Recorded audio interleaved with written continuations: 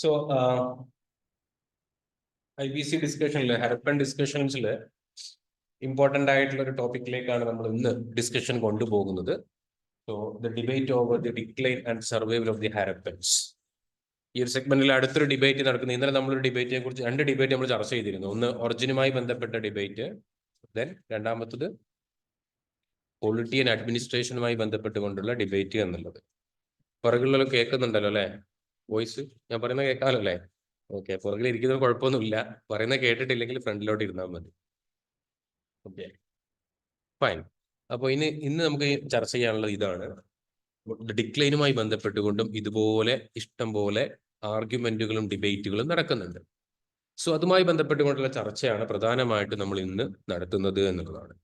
അപ്പോൾ ഇവിടെ മനസ്സിലാക്കേണ്ട ഒരു കാര്യം, നമ്മുടെ GS ക്ലാസ്സിൽ ചർച്ച ചെയ്തിരുന്നു. എന്തൊക്കെയാണ് നമ്മൾ ചർച്ച ചെയ്തിരുന്നത് ഡിക്ലൈനുമായി ബന്ധപ്പെട്ട്? What's your ideas? ഒന്നാമത്തെ കാര്യം, ഒരു ഫാക്ടർ അല്ല, മൾട്ടിപ്പിൾ റീസൺസ് ഉണ്ട് ഹാരപ്പൻസിന്റെ ഡിക്ലൈനുമായി ബന്ധപ്പെട്ടുകൊണ്ട്.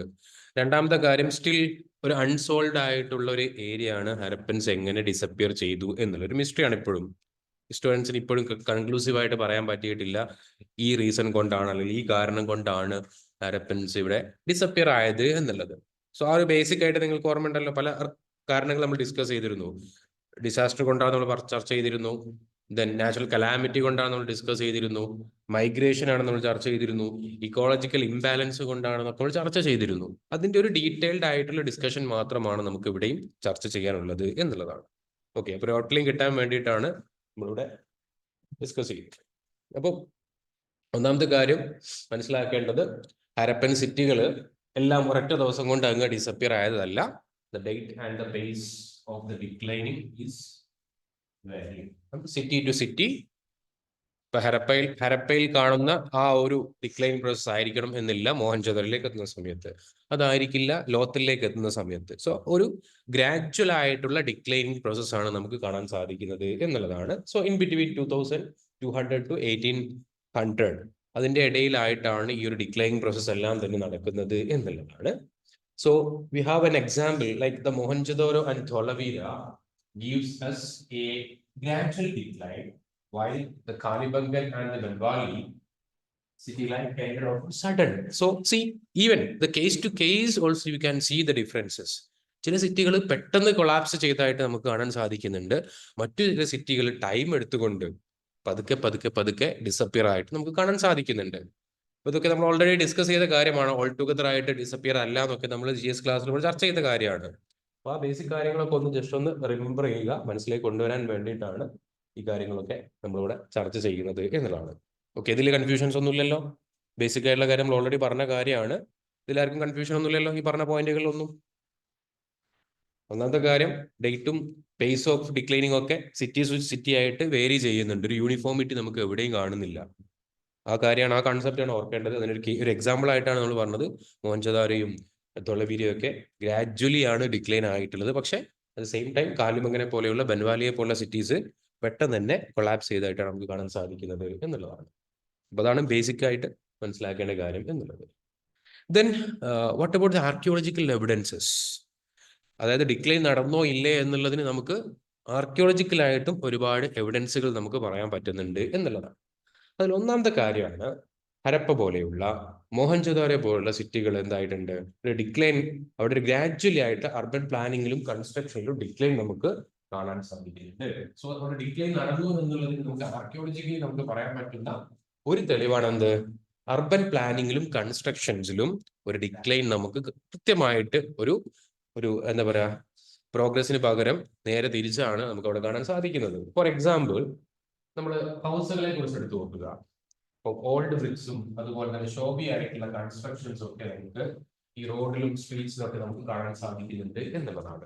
Think about the Harappan houses, think about the Harappan roads. Well planned ആയിട്ടുള്ള ബേൺഡ് ബ്രിക്സുകൾ ഉപയോഗിച്ചുകൊണ്ടുള്ള ഒരു കൃത്യമായിട്ടുള്ള കൺസ്ട്രക്ഷൻ ആയിരുന്നു നമ്മൾ കണ്ടിരുന്നത്. അത് നമുക്ക് എവിടെ കാണുന്നില്ല, ഓവർ എ പീരീഡ് ഓഫ് ടൈംസിൽ ഹാരപ്പൻസിൽ നഷ്ടപ്പെട്ടതായിട്ട് നമുക്ക് കാണാൻ സാധിക്കുന്നുണ്ട് എന്നുള്ളതാണ്.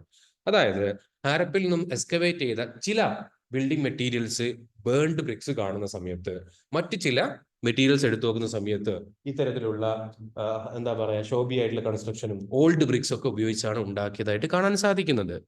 വിച്ച് മീൻസ് കൃത്യമായിട്ടൊരു ഒരു ഫേസ് അവിടെ ഉണ്ടായിരുന്നു, ഒരു പ്രോസ്പെറസ് ആയിട്ടുള്ള ഒരു ഫേസ് ഉണ്ടായിരുന്നു, ഒരു അതിന് അത്ര ഉഷാറല്ലാത്തൊരു ഫേസ് ഉണ്ടായിരുന്നു. നമ്മൾ സാധാരണഗതിയിൽ പറയാറുണ്ടല്ലോ, നമ്മൾ പ്രതാപകാലത്ത് നമ്മൾ രാജാവിനെ പോലെ ജീവിക്കും, പ്രതാപമില്ലാത്ത കാലത്ത് നമ്മൾ ആ രൂപത്തിൽ ജീവിക്കും എന്നുള്ളത്. വിച്ച് മീൻസ് നമ്മുടെ എക്കണോമിക് ആയിട്ടുള്ള ഒരു ഇൻസ്റ്റബിലിറ്റി ആണല്ലോ സൂചിപ്പിക്കുന്നത് എന്ന് പറഞ്ഞതുപോലെയാണ് ഹരപ്പയിലെ അല്ലെങ്കിൽ മോഹൻജദാരോയിലെ ബിൽഡിങ്സ് എടുത്ത് നോക്കുകയാണെങ്കിൽ കൃത്യമായിട്ട് നമുക്ക് ഇങ്ങനെ രണ്ട് ട്രാൻസിഷൻ ഫേസ് കാണാൻ സാധിക്കുന്നുണ്ട്. അത് എന്തിലേക്കാണ് വിരൽ ചൂണ്ടുന്നത്? അവിടെ ഒരു ഡിക്ലൈനിങ് നടന്നു എന്നുള്ളതിലേക്കാണ്. അതാണ് നമുക്ക് ആർക്കിയോളജികളുടെ ഒരു എവിഡൻസ് എന്നുള്ളത്. രണ്ടാമത്തെ കാര്യം എന്ന് വെച്ചാൽ ഒരു ഫ്ലിംസി ആയിട്ടുള്ള പാർട്ടീഷൻസ് നമുക്ക് ഇവിടെ കാണുന്നുണ്ട്. ഈ കോർട്ട്യാർഡ്സിലും വീടുകളിലും ഒക്കെ നമുക്ക് കാണാൻ സാധിക്കുന്നുണ്ട് എന്നുള്ളതാണ്. And many of the cities turning into slums. ഇതൊക്കെ വിരൽ ചൂണ്ടുന്നത് സിറ്റി എന്തായിട്ടുണ്ട്, അവിടെ ഡിക്ലൈൻ ചെയ്തിട്ടുണ്ട് എന്നുള്ള കാര്യത്തിലേക്കാണ്. അപ്പം കൊടുക്കുന്നുണ്ടോ?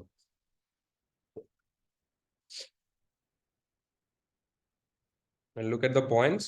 ഏതെങ്കിലും പോയിന്റ്സ് നിങ്ങൾക്ക് മനസ്സിലായിട്ടില്ലെങ്കിൽ നിങ്ങൾക്ക് ചോദിക്കാം. I am ready to explain.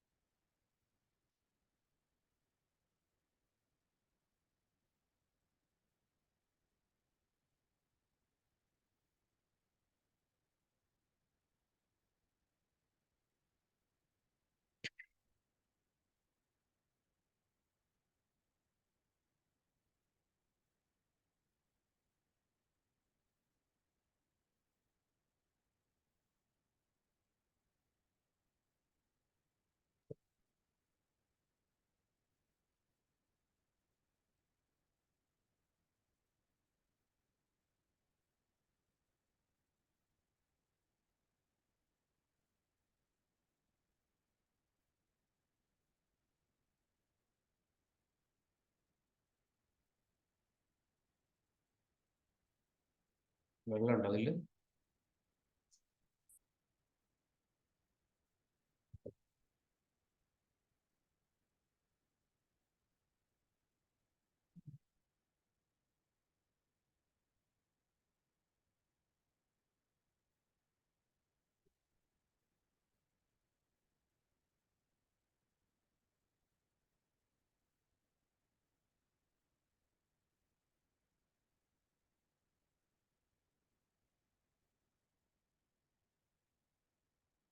ഒന്നാമത്തെ പോയിന്റ് എങ്ങനെയാണത് ഒരു തെളിവായിട്ട് വരുന്നത് മനസ്സിലായോ?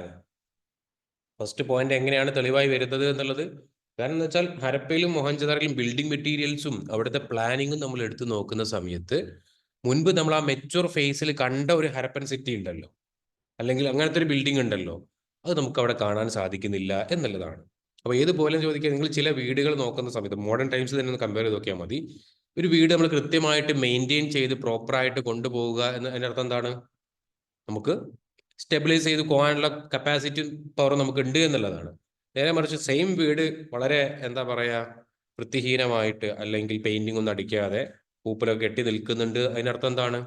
എക്കണോമിക്കലി കുറച്ച് വീക്കാണ് എന്നുള്ളതാണ്. ദ സെയിം തിങ് ആണ് നമുക്ക് കാണാം. പിന്നീട് വന്ന പിൽക്കാലത്തുള്ള മെറ്റീരിയൽസ് ഒക്കെ തന്നെ ഓൾഡ്, ഒരിക്കലും ഉപയോഗിച്ച ബേൺഡ് ബ്രിക്സ് തന്നെ വീണ്ടും ഉപയോഗിക്കുന്നു. അതുപോലെ തന്നെ ഈ കോർട്ട്യാർഡിലും ഇതിൽ കൃത്യമായിട്ട് ഒരു പ്ലാനിങ് കാണുന്നില്ല. അപ്പൊ അത് മനസ്സിലാക്കുന്ന കൃത്യമായിട്ട് അവിടെ എന്തായിട്ടുണ്ട്, ഒരു മെച്യൂർ ഫേസിൽ നിന്നും ലേറ്റർ ഫേസിലേക്കുള്ള ഒരു ട്രാൻസിഷൻ അവിടെ നടന്നിട്ടുണ്ട് എന്നുള്ളതാണ്. ക്ലിയർ ആണോ? സംഭവം ക്ലിയർ ആണോ? അതാണ് ഒന്നാമത്തെ ഒരു എവിഡൻസ് ആയിട്ട് പറയാൻ പറ്റുന്നത്. രണ്ടാമത്തെ ഒരു എവിഡൻസ് ആയിട്ട് നമുക്ക് ആർക്കിയോളജിക്കലി പറയാൻ പറ്റുന്ന ഒരു കാര്യം, നമ്മൾ ഗ്രേറ്റ് ബാത്തിന്റെ കേസ് എടുക്കുക, അതുപോലെ തന്നെ ഗ്രാനറിയുടെ കേസ് എടുക്കുക. ഇത് രണ്ടും മൊഹൻജദാരോയിലെ വൺ ഓഫ് ദി ഒരു യുണീക്ക് ആയിട്ടുള്ള ഒരു കാര്യമായിരുന്നു, പ്രത്യേകിച്ച് ഗ്രേറ്റ് ബാത്തും അതുപോലെ തന്നെ ഗ്രാനറിയും. ലേറ്റർ ഹാബിറ്റേഷൻസ് മൊഹൻജദാരോയിൽ കാണുന്നത് എന്തെന്ന് വെച്ചാൽ ഈ പറയപ്പെടുന്ന രണ്ട് സ്ഥലങ്ങളിലും ഗ്രാനറിയും ഗ്രേറ്റ് ബാത്തും അധികം യൂട്ടിലൈസ് ചെയ്തതായിട്ട് അല്ലെങ്കിൽ അത് കൃത്യമായിട്ട് യൂസ് ചെയ്തതായിട്ടുള്ള ഒരു കാര്യം നമുക്ക് കാണാൻ സാധിക്കുന്നില്ല എന്നുള്ളതാണ്. അപ്പൊ അതിൽ തന്നെ രണ്ട് കാര്യങ്ങളാണ് നിങ്ങൾ ഓർക്കേണ്ടത്. ഇപ്പം സ്കൾപ്ചേഴ്സ് ആയിരുന്നാലും ഈ ഫിഗേഴ്സ് ആയിരുന്നാലും ബീഡ്സ് ആയിരുന്നാലും ബാംഗിൾസ് ആയിരുന്നാലും അത്തരത്തിലുള്ള ആർട്ടിഫാക്ട് വർക്കുകളുടെ ഒക്കെ എണ്ണത്തിൽ വന്ന ആ ഒരു കുറവ്, അതുപോലെ തന്നെ പിന്നെ അതിന്റെ ക്വാളിറ്റിയിൽ വന്ന മാറ്റങ്ങൾ, അപ്പോൾ ഇതൊക്കെ വെച്ചിട്ടാണ് നമുക്ക് പറയാൻ പറ്റുന്നത് എഗെയിൻ അവിടെ എന്തായിട്ടുണ്ട്, ഒരു ഡിക്ലൈൻ പ്രോസസ്സ് നടന്നിട്ടുണ്ട്. അതായത് നമ്മൾ നേരത്തെ പരിചയിച്ച ഹരപ്പൻസിന്റെ യുണീക്നെസ് ആയിട്ട് നമ്മൾ പരിചയിച്ച ആ ഒരു കാര്യങ്ങളൊന്നും പിൽക്കാലത്ത് അത് കണ്ടുകിട്ടിയിട്ടുള്ള ഒബ്ജക്റ്റുകൾക്ക് നമുക്ക് കാണാൻ സാധിക്കുന്നില്ല. സോ വിച്ച് മീൻസ് അവിടെ എന്തോ ഒരു ചേഞ്ച് അവിടെ നടന്നിട്ടുണ്ട് എന്നുള്ളതാണ്. മൂന്നാമത്തെ കാര്യം എന്തെന്ന് വെച്ചാൽ, ഹരപ്പയുടെ കേസ് എടുക്കുകയാണെങ്കിൽ, ഹരപ്പയുടെ പർട്ടിക്കുലർ കേസ് നമ്മൾ എടുക്കുകയാണെങ്കിൽ, so we have an example of arrival of A group, ഒരു എക്സ്റ്റേണൽ ആയിട്ടുള്ള ഒരു ടീം അവിടെ വന്നതായിട്ടുള്ള തെളിവ് നമുക്ക് കിട്ടിയിട്ടുണ്ട്. അതിന് ഏറ്റവും വലിയ എക്സാമ്പിൾ ആണ് എന്ത്, സെമിട്രി എച്ച്. ഓർമ്മയില്ലേ നമ്മൾ ഡിസ്കസ് ചെയ്ത കാര്യം, ഒരു സെമിട്രിയുടെ ഒരു കോംപ്ലക്സ്, ഒരുപാട് ആൾക്കാരെ അടക്കം ചെയ്തതായിട്ടുള്ള ഒരു സെമിട്രിയുടെ കോംപ്ലക്സ് അവിടെ കണ്ടിട്ടുണ്ട്.